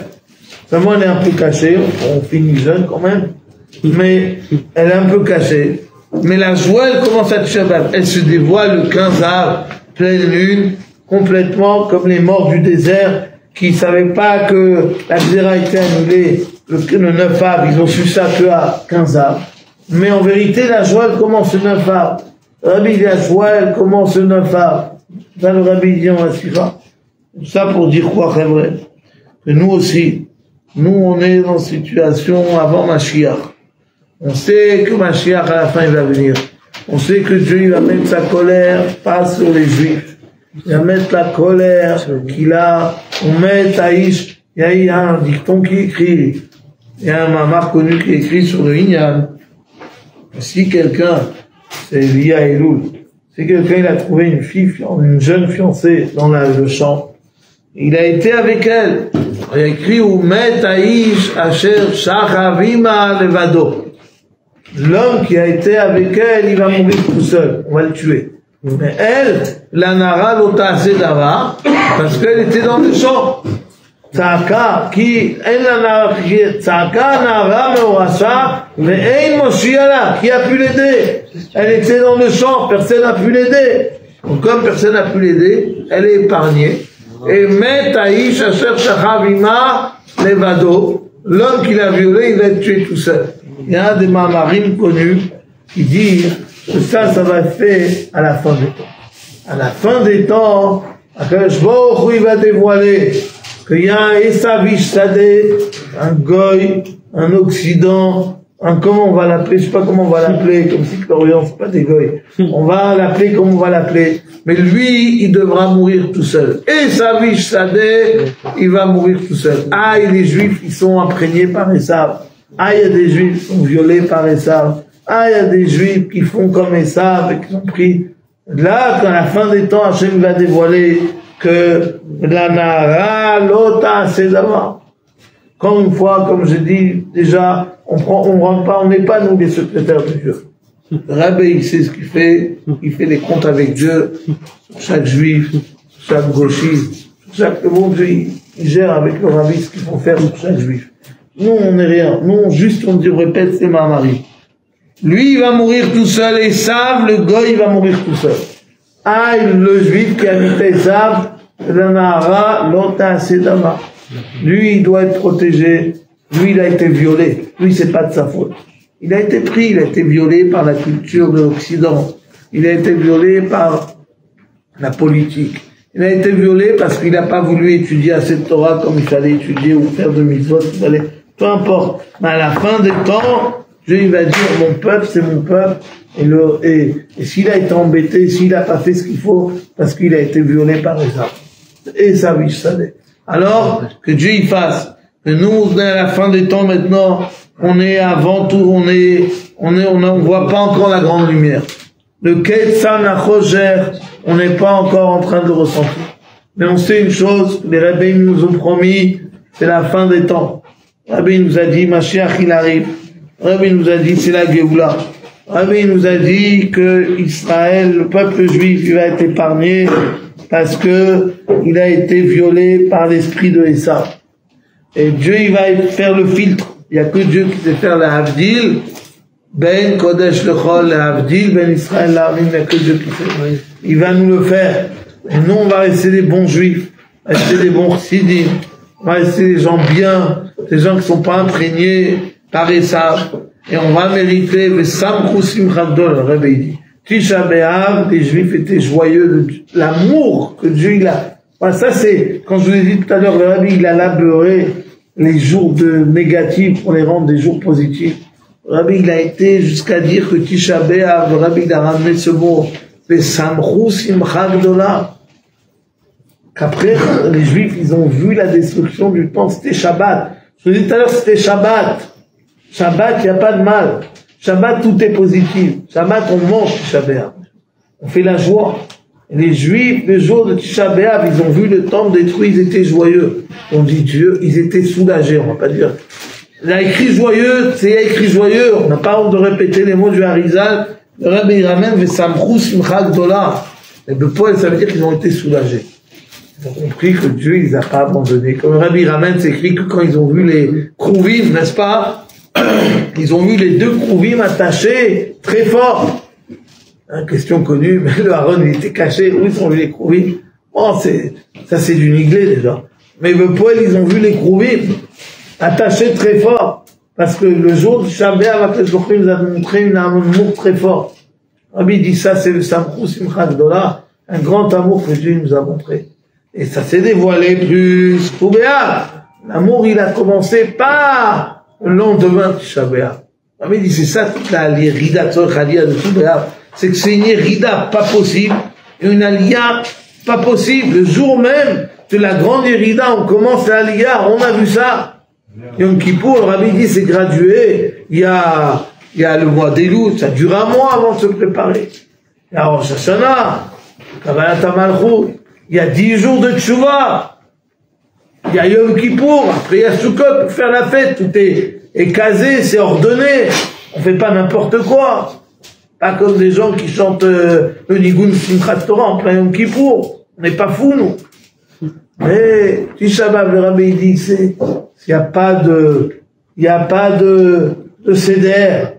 Le jour de Tisha B'Av, on commence d'un coup à t'envoyer des inanimes de Simcha. Le jour de Tisha B'Av. On a vu ça. Rabbi dit ça, c'est Tou B'Av. Tou B'Av, c'est une aliyah qui est hors du commun, hors du Seder, pas normal. C'est vrai que nous, on prend la force de Tou B'Av. Que nous aussi, on n'est pas. Rabbi dit Tou B'Av, c'est un jour où il y a écrit, vous savez, le 20 Av, le Rabbi dit que on emmenait des tzim. Il y avait des familles qui donnaient du bois au Beth Amikdash. Le 20 Av, le Rabbi souvent il parlait de ce lien. Le 20 Av, il y avait des familles qui emmenaient du bois. Le Rabbi il ramène que le 15 Av aussi il y avait des familles. Et dans ceux du 15 Av, il y a écrit que qui emmenait du bois? Une famille qui amenait Zétou, Ben Yehuda, Zétou, peut-être Zétou, Ben Yehuda. Et après, il y a écrit tous ceux qui ne savaient pas où ils étaient. Comme ça, il y a écrit. Kol mi sheta'a b'mishparto b'shifto, tout celui qui ne savait pas à quelle famille il appartenait ou à quelle tribu il appartenait, il emmenait Yom Tov de Tou B'Av, il emmenait le bois qu'il voulait emmener au Beth Amikdash, et c'était un Yom Tov. Rabbi dit, regardez, Tou B'Av, parce que pour être Metaken Tisha B'Av, faut pas rêver. Metaken Tisha B'Av, il faut Avat Israël et Aravut Israël, pour l'amour d'un juif. Rabbi il explique beaucoup comment Tou B'Av, c'est Avat Israël. Rabbi dit, on voit ça dans ceux qui emmenaient les bois au Beth Amikdash. Chaque période, chaque date, il y a des noms précis, ils ont du srout, pourquoi ils emmenaient, eux, ce bois-là. Mais Tou B'Av, il y a écrit, Kol mi sheta'a b'shifto mishparto. Quelqu'un, il sait pas où il appartient. Un jour, il est au Beth Lubavitch, un jour, il est à Schneor, un jour, il est à Sinai, un jour, il est à l'Yeshiva. Les gens, ils savent pas où ils appartiennent. Parce qu'ils sont comme ça, ils sont des juifs de Klal Israël. Un jour il est Lubavitch, un jour il est... Bon, en tout cas, le Rabbi dit, Tou B'Av, Kol mi sheta'a b'mishparto b'shifto, il emmène avec la famille. Il y avait une famille normale qui amenait, et il y avait tous ceux qui n'étaient pas normaux, les marginaux, ils amenaient Tou B'Av. Pourquoi? Parce que Tou B'Av, c'est Ardout, c'est Avat Israël. Tou B'Av, même les marginaux, ils peuvent venir, comme tout le monde.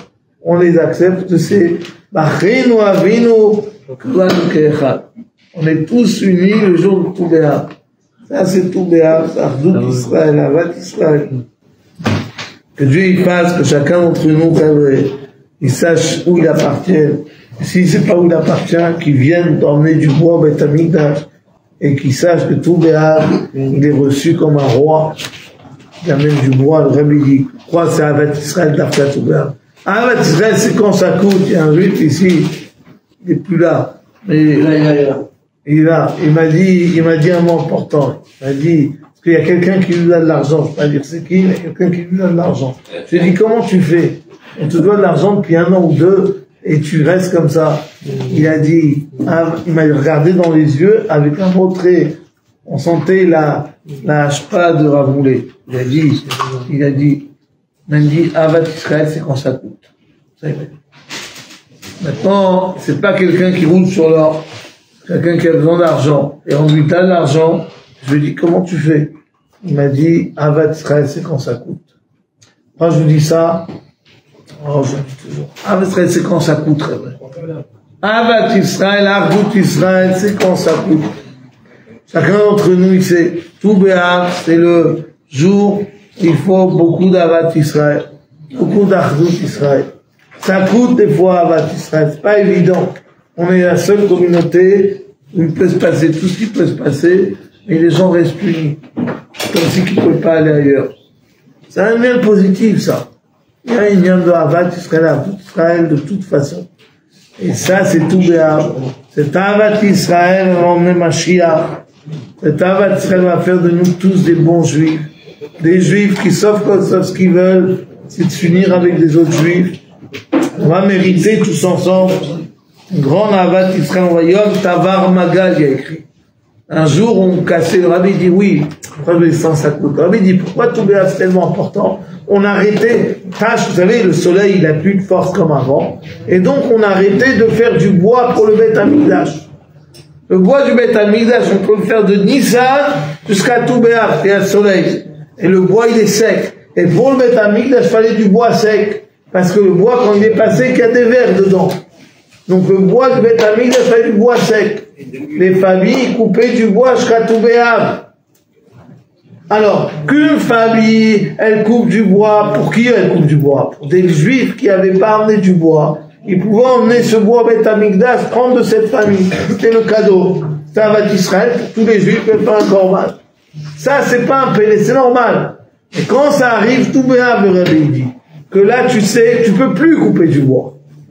Que le bois que ton ami va prendre à partir du 15 av, c'est du bois qui va pas revenir, parce que je veux pas aller couper à la forêt pour compléter ce qui manquait. C'est pas tu donnes un don et tu sais que tu vas faire une affaire demain, tu vas te ramener 100 fois plus. Non, c'est fini. Imagine ton compte en banque, il est verrouillé, tu peux plus faire de l'argent. Et là, tu fais un don, tu sais que ce don, il va plus revenir. Tu vas pas le rattraper avec une affaire. Ça, c'est Avat Israël qui coûte, le Rabbi. Ça, c'est tout Béar. C'est qu'on commence à donner du bois à partir de tout Béar à des juifs en sachant que le bois, on ne peut pas le récupérer. Jusqu'à Nissan prochain, on ne va plus couper du bois. Vous avez compris? Ça, c'est tout Béar. C'est Avat Israël qui coupe. Ça, qu'avant, tout Béar, il y avait des juifs qui faisaient Avat Israël et qui donnaient du bois. Normal. Tu donnes du bois, c'est bien, c'est Avat Israël, il n'y a rien à dire. Mais bon, si tu veux, demain, tu peux compléter le bois que tu vas à la forêt, tu recoupes. À partir de tout Béar, tu ne peux plus recouper du bois. Tu vas donner à un juif du bois, et c'est fini. Il ne va pas revenir ce bois. Et ça, c'est le Avat Israël qui répare la faute de Tisha B'Av, la haine gratuite. Ça, c'est l'amour gratuit de tout Béar. Et comme ça, le Rabbi dit. Et donc, on arrive à l'amour gratuit. Chacun d'entre nous arrive à l'amour gratuit. L'amour qui coûte. Et que, on arrive à un vrai, comme le Rabbi dit, le Fabringen de tout Béar, c'est un Fabringen de Hardout. Fabringen qui donne des forces à tout celui qui participe au Fabringen. Parce que c'est un Fabringen, comme il a dit M. Gabay tout à l'heure, c'est un Fabringen où on comprend qu'on est tout seul, on n'est rien. Et qu'on arrive à faire des choses parce qu'on est unis dans un Fabringen.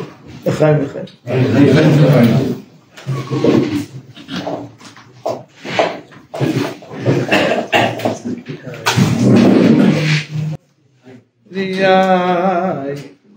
yay, yay.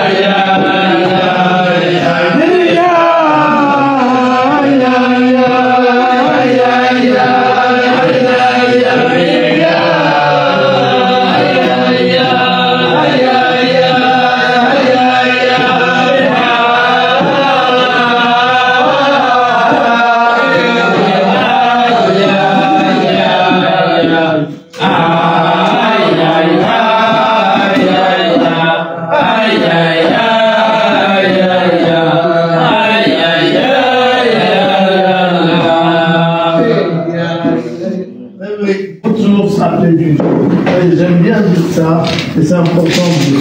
Il faut savoir, il faut se rappeler surtout pour le travail. C'est important de dire. Il faut savoir que, comme c'est dit en Moed Katan, Lo Havala le Dilouye Reishim. On n'avait pas la force de lever les yeux devant celui qui nous a éduqués. On n'avait pas la force. Il faut savoir, nous, pas beaucoup, normal, mais quand il y avait le soleil, les étoiles, on ne les voyait pas. Même si c'est des étoiles. Pour raison, ce n'est pas des étoiles. C'est bon. On ne voyait pas, quand il y avait le soleil, dans mes yeux, quand nous, ici, les yeux ne parlaient pas. Il faut savoir que quand on voit, et ça on le voit souvent, pas un jour, il faut savoir que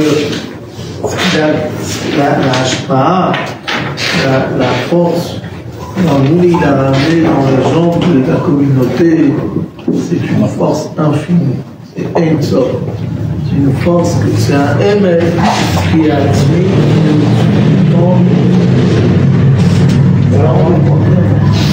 les gens, la pureté des gens, les vatiki du groupe, les gens pieux, les gens que depuis 50 ans, ils ne savent pas ce que c'est, etc.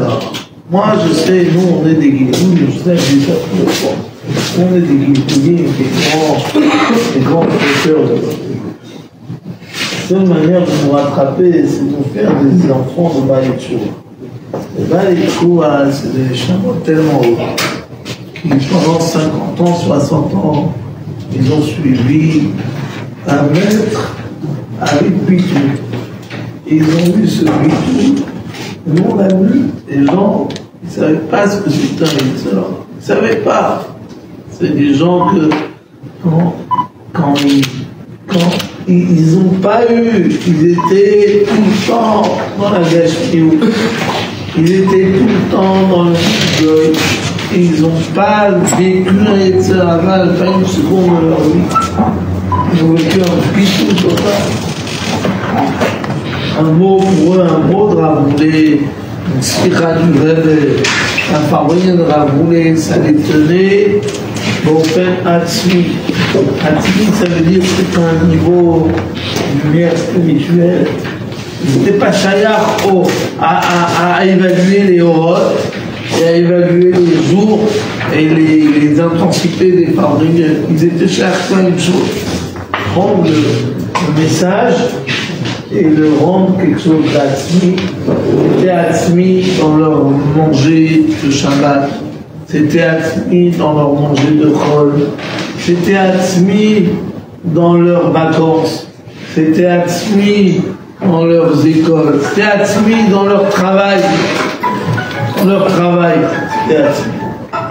Si c'est un travail de dentiste, un travail de sécurité sociale, ou des finances, c'était Atzmi, ils étaient dans le Atzmi. Pour eux, il n'y avait pas besoin d'une Gemara ouverte pour sentir Dieu. Il n'y avait pas besoin d'un vidéo, d'un écran pour voir le Rabbi. Ils voient le Rabbi, ils voyaient le Rabbi, ils voient le Rabbi aujourd'hui.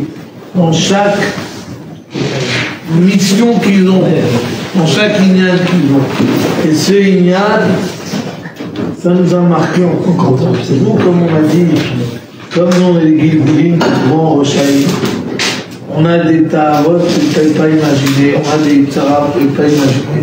Et quand on voyait des juifs tués comme ça, Batel, ça nous a marqué au plus profond de nous. On a compris que si on veut être des bons juifs, ça ne suffit pas d'apprendre tout le chasse, ça ne suffit pas d'essayer d'imiter les grands rabbins, les grands mashpim.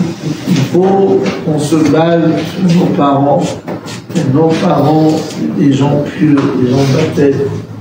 Les gens qui ont su les chameaux d'Atrilout, c'est pas nous.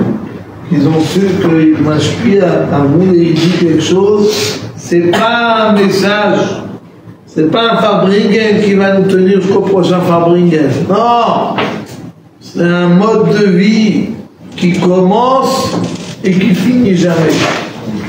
C'est comme le Poubéa, c'est Mossif, des Mossif et aussi. Tu rajoutes, on va te rajouter sur ta vie. C'est des gens qui ont vécu les messages et les Horaot, ils ont entendu dans les fabriques de Ravoulet, ils ont fait leur chemin de vie et ils pensaient que nous aussi on avait assez de bitoud et qu'on allait aussi faire le chemin de vie. Et bon, après on a eu quand même un peu de bitoud, on a compris que c'est ça, c'est ça. Mais on l'a vu, surtout qu'on l'a vu, on a vécu avec eux. Il y a des gens, vous savez, ça a toujours marqué ça. Il y a des gens simples, qui n'ont pas beaucoup de secrets, qui n'ont pas beaucoup de connaissances.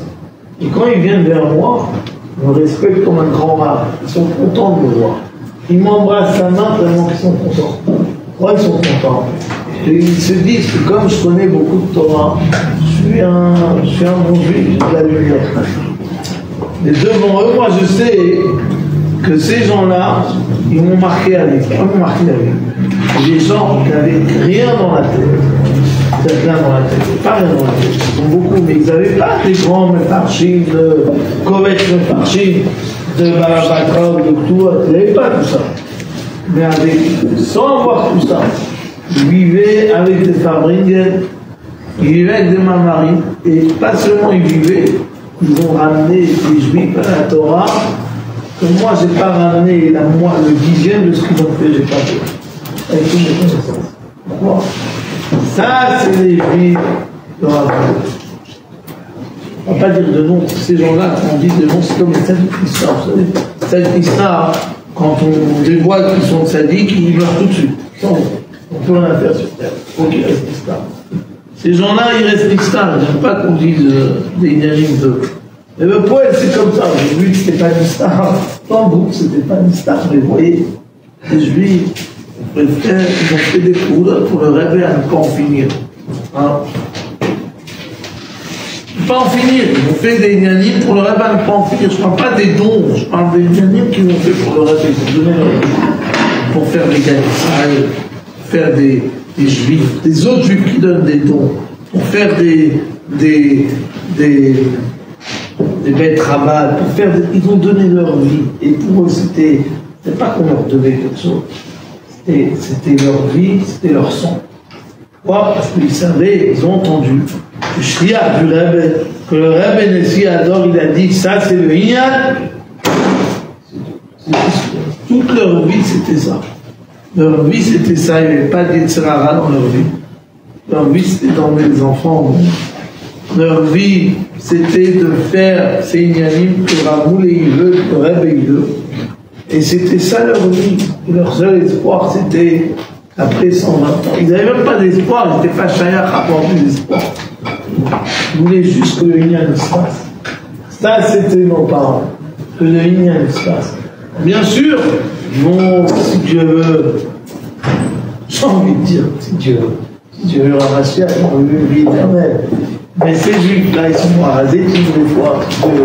Mais bon, en tout cas, ils ont accompagné le Hémet jusqu'au bout. Nous, on ne sera pas au rasé, on sera on ne sera pas. Mais eux, ils ont été jusqu'au bout. Pourquoi? Ils ont laissé, vous savez ce que ça veut dire? Ils ont laissé des familles. Ils ont laissé des familles quand ils ont fait tchouva, quand leur famille vous êtes des fous. Ce n'est pas des études, vous êtes fous. Vous êtes des Lubavitch, vous êtes fous. Ils ont perdu des parents, ils ont perdu des cousins, ils ont perdu des... Ça, c'est les juifs de Ravoul et on ne peut pas savoir où ça va. Quand j'ai raconté une histoire, la loi d'Aken qui a fait le Balchouva, qui était dans le fleuve et tout, c'est bien avant à ce qu'il a fait, à ce qu'on a vu dans notre génération. Bon. Vous savez quoi? Le Icar, ça va être que nous aussi, les grands chroniques comme nous, les grands masculins, ils vont faire tchouva aussi, et ils vont devenir comme des juifs simples. Mais en tout cas, tout Béab, on revient à tout Béab. Tout Béab, le Rabbi dit, ça finit pas tout Béab. C'est vrai, celui qui sort de ce fabrique et qui croit qu'il a 2 semaines du mois d'août avant le travail, qui croit qu'il n'a rien à faire à part d'être au soleil, il peut se lever et sortir d'ici, il n'a rien à faire.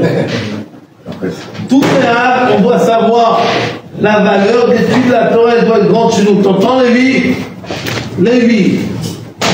À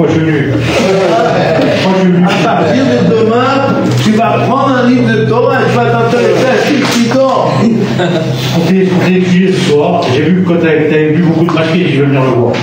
Et ça, là, ça vaut le coup. Quand est-ce que tu vas venir à un cours de Torah? Je viens avec le cours de Torah. Quand je fais le gars, quand est-ce? Je ne m'as pas invité pour le cours de Torah, les gars. Tu es un gars, chacun d'entre nous rêverait. Il doit savoir, à 2 jours, il nous a donné 2 semaines de vacances, je sais pas. Alors, en vérité, moi je parle de mes vacances à moi, mais je suis en vacances, je suis désolé. On travaille au mois d'août. On travaille au mois d'août, on a du travail. Mais quand on a du temps, un juif, il doit prendre son temps pour étudier la Torah. Ça veut dire quoi? Un Rambam, tu peux faire un Rambam des tout interdit. Oui, il dit une halakha, il faut faire des yout, tu veux ou pas?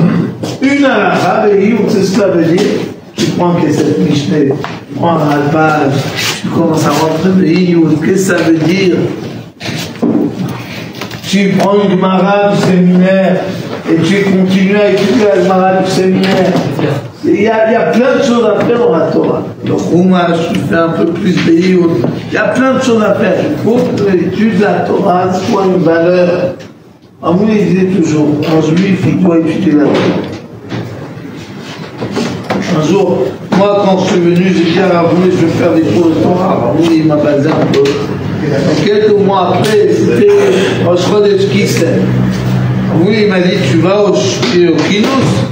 Je lui ai demandé, je suis pas un shliach, moi je donne des cours, je suis pas un shliach. Il m'a dit, quoi? Toi, t'es pas un shliach. Moi, j'étais le premier shliach Torah. Non. Ah oui, toi, t'es pas un shliach, tu donnes des cours de Torah, t'es pas un shliach. Prends un billet, va au Kinous, comme ça il m'a dit. En tout cas, il faut savoir, voilà, on va pas trop. Il faut toujours demander à Dieu de l'aide, que ce qu'on dit, ça ne fait pas perdre de temps ni aux gens, et ni ça nous fait de la route. Ils disent des mots qui servent à quelque chose. En tout cas, chacun d'entre nous, voilà, que Dieu il fasse tout Béab, que soit un jour, on a dit 2 choses. Avec Israël, un jour on coupe les scies avec Yom Tavar Magal. On coupe les scies avec lesquels on coupe du bois. On coupe du bois, le père du Rabbi, il dit, c'est bien encore pas, c'est 4 ans. Quand c'était les 40 ans, le Rabbi il a parlé très fort des 40 ans du père. Le Rabbi dit, il faut se préparer, il faut faire des choses pour le père du Rabbi. Le Rabbi dit qu'il y a 2 fois 40 ans dans la paracha. 2 fois, c'est écrit le lien de 40 ans dans la paracha. Zé, Arbaïm, Shana, Hashem, Elokecha, Imach, Lo Chasarta Davar. Et écrit aussi Arbaïm, Yom, Arbaïm, Laïla, 2 fois 40 ans. Quand c'était les 40 ans du Tom Mimim, Avresh Kunzaïm, Tom Mimim, il a commencé à exister. Quand c'était 80 ans de Tom Mimim, le Rabbi il a dit que 40 ans plus tôt, le Rabbi il a parlé que c'était 40 ans de Tom Mimim. En Tafshin, en Tafshin Zaïm. En tout cas, le Rabbi il a dit, aujourd'hui c'est 80 ans de Tom Mimim. Et 80 c'est même. Dans le mot, dans la lettre même, il y a 2 mêmes. Il y a le même caché et le même dévoilé. Et dans la sikha des 40 ans de Chacham, le Rabbi il a parlé aussi des 2 mêmes. Mamar Satou, Mamar Patoua, Mamar Satou. N'est-ce pas? David, juste quelque chose à dire sur ça. Que tu as déjà lu, que moi j'ai pas lu. Dis-le. Lis David. Il a fait un 4 chapters au séminaire. David, il a une force de dire les choses comme ils sont écrites. Pas comme moi, je mets toujours mon 27. David nous dit un mot. Il y en a qui ont mis les filines, elle met les aujourd'hui. Ah, au séminaire. T'as mis quelqu'un aujourd'hui au séminaire? Vas-y, raconte, et toi j'arrête de faire de rachot de fou, vas-y. Ouais, c'était une pratique incroyable. Bon, je peux fermer. On avait la navette à 12h, 14h, et comme à notre habitude, on laisse tout pour le dernier moment. Le dernier moment, dès le matin après là, je vais aller à la poste, à l'autre côté de la station pour renvoyer des produits à Amazon, etc. Quand j'arrive là-bas, tout se passe mal, c'est mal scotché, elle m'envoie du scotch au supermarché, elle m'envoie imprimer des documents en gros. Ça se passe avec des courriers, quoi. Bon. Après, quand je reviens des cours entre les mains, il y a un couple qui passe à la poste.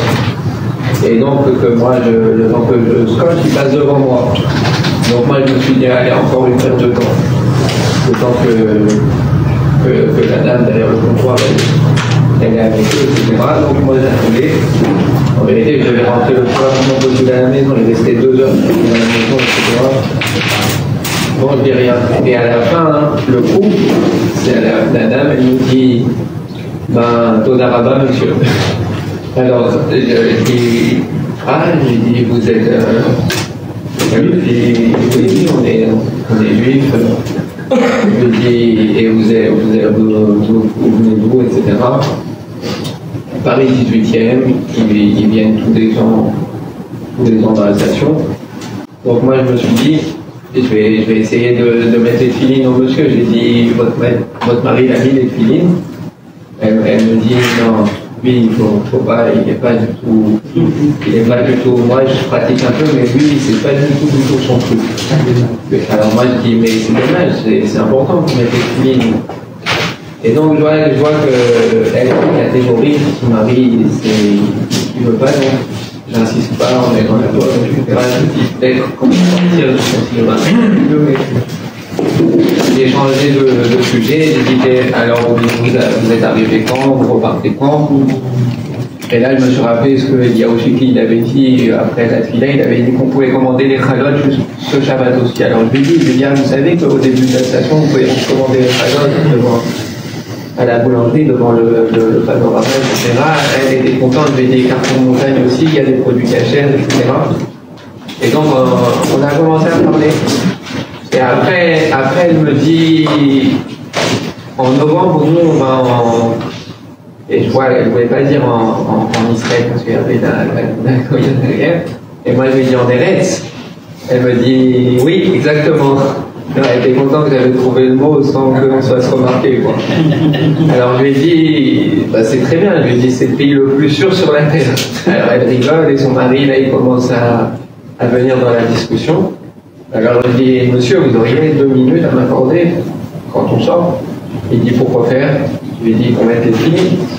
Alors il me dit, ah non, non, moi je fais pas ça, moi. Il me dit, moi je suis pas religieux. Je lui dis, ça je lui dis, religieux, on est tous un peu moins, mais vous pouvez faire quand même. Et bon, il n'a pas voulu, mais quand on était dans la salle, je lui ai dit, il faut pas insister, j'espérais juste qu'on sorte tous les deux au même moment. Et dans la pratique, on a fini les deux au même moment. Ça veut dire, lui, il est resté encore un peu pendant que la dame elle peut parler. J'ai fini, eux, ils ont fini, on est sortis ensemble. Et après, dehors, je lui ai dit, mais monsieur, pourquoi vous ne voulez pas mettre les filles? C'est quoi qui vous embête? Il me dit, non, je suis pas religieux, j'ai jamais mis. Je lui ai dit, mais c'est pas grave. Je lui ai dit, regardez, je lui ai dit, vous savez que le rabbi. Et quand j'ai dit le rabbi, sa femme, elle m'a coupé, elle m'a dit, regardez monsieur. Elle m'a montré son téléphone. Derrière, il y avait une photo du rabbi en fond d'écran. Et là, elle s'est mise avec moi. Elle a dit, allez, ça prend 2 minutes, il va t'aider, monsieur. Alors lui, il a hésité, je lui ai dit, regardez, on fait 2 minutes, là, on va dans un coin.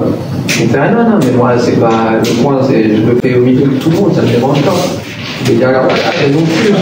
Et il a accepté, on a mis les films, et sa femme elle était très contente, elle a filmé, elle a dit, quand je lui ai dit que je priais rue des Rosiers, il m'a dit, ah, au 17. C'est-à-dire, il passe à rue des Rosiers, il a dit combien, sa femme elle a dit combien de gens ils m'ont proposé de mettre les films, il n'a jamais voulu. Il n'a jamais voulu, on a dansé après, on a remis les films, c'est maintenant, et après, il y a un passant qui est passé, il m'a dit, monsieur, c'est quoi que vous lui avez fait là? C'était sympathique cette danse, etc.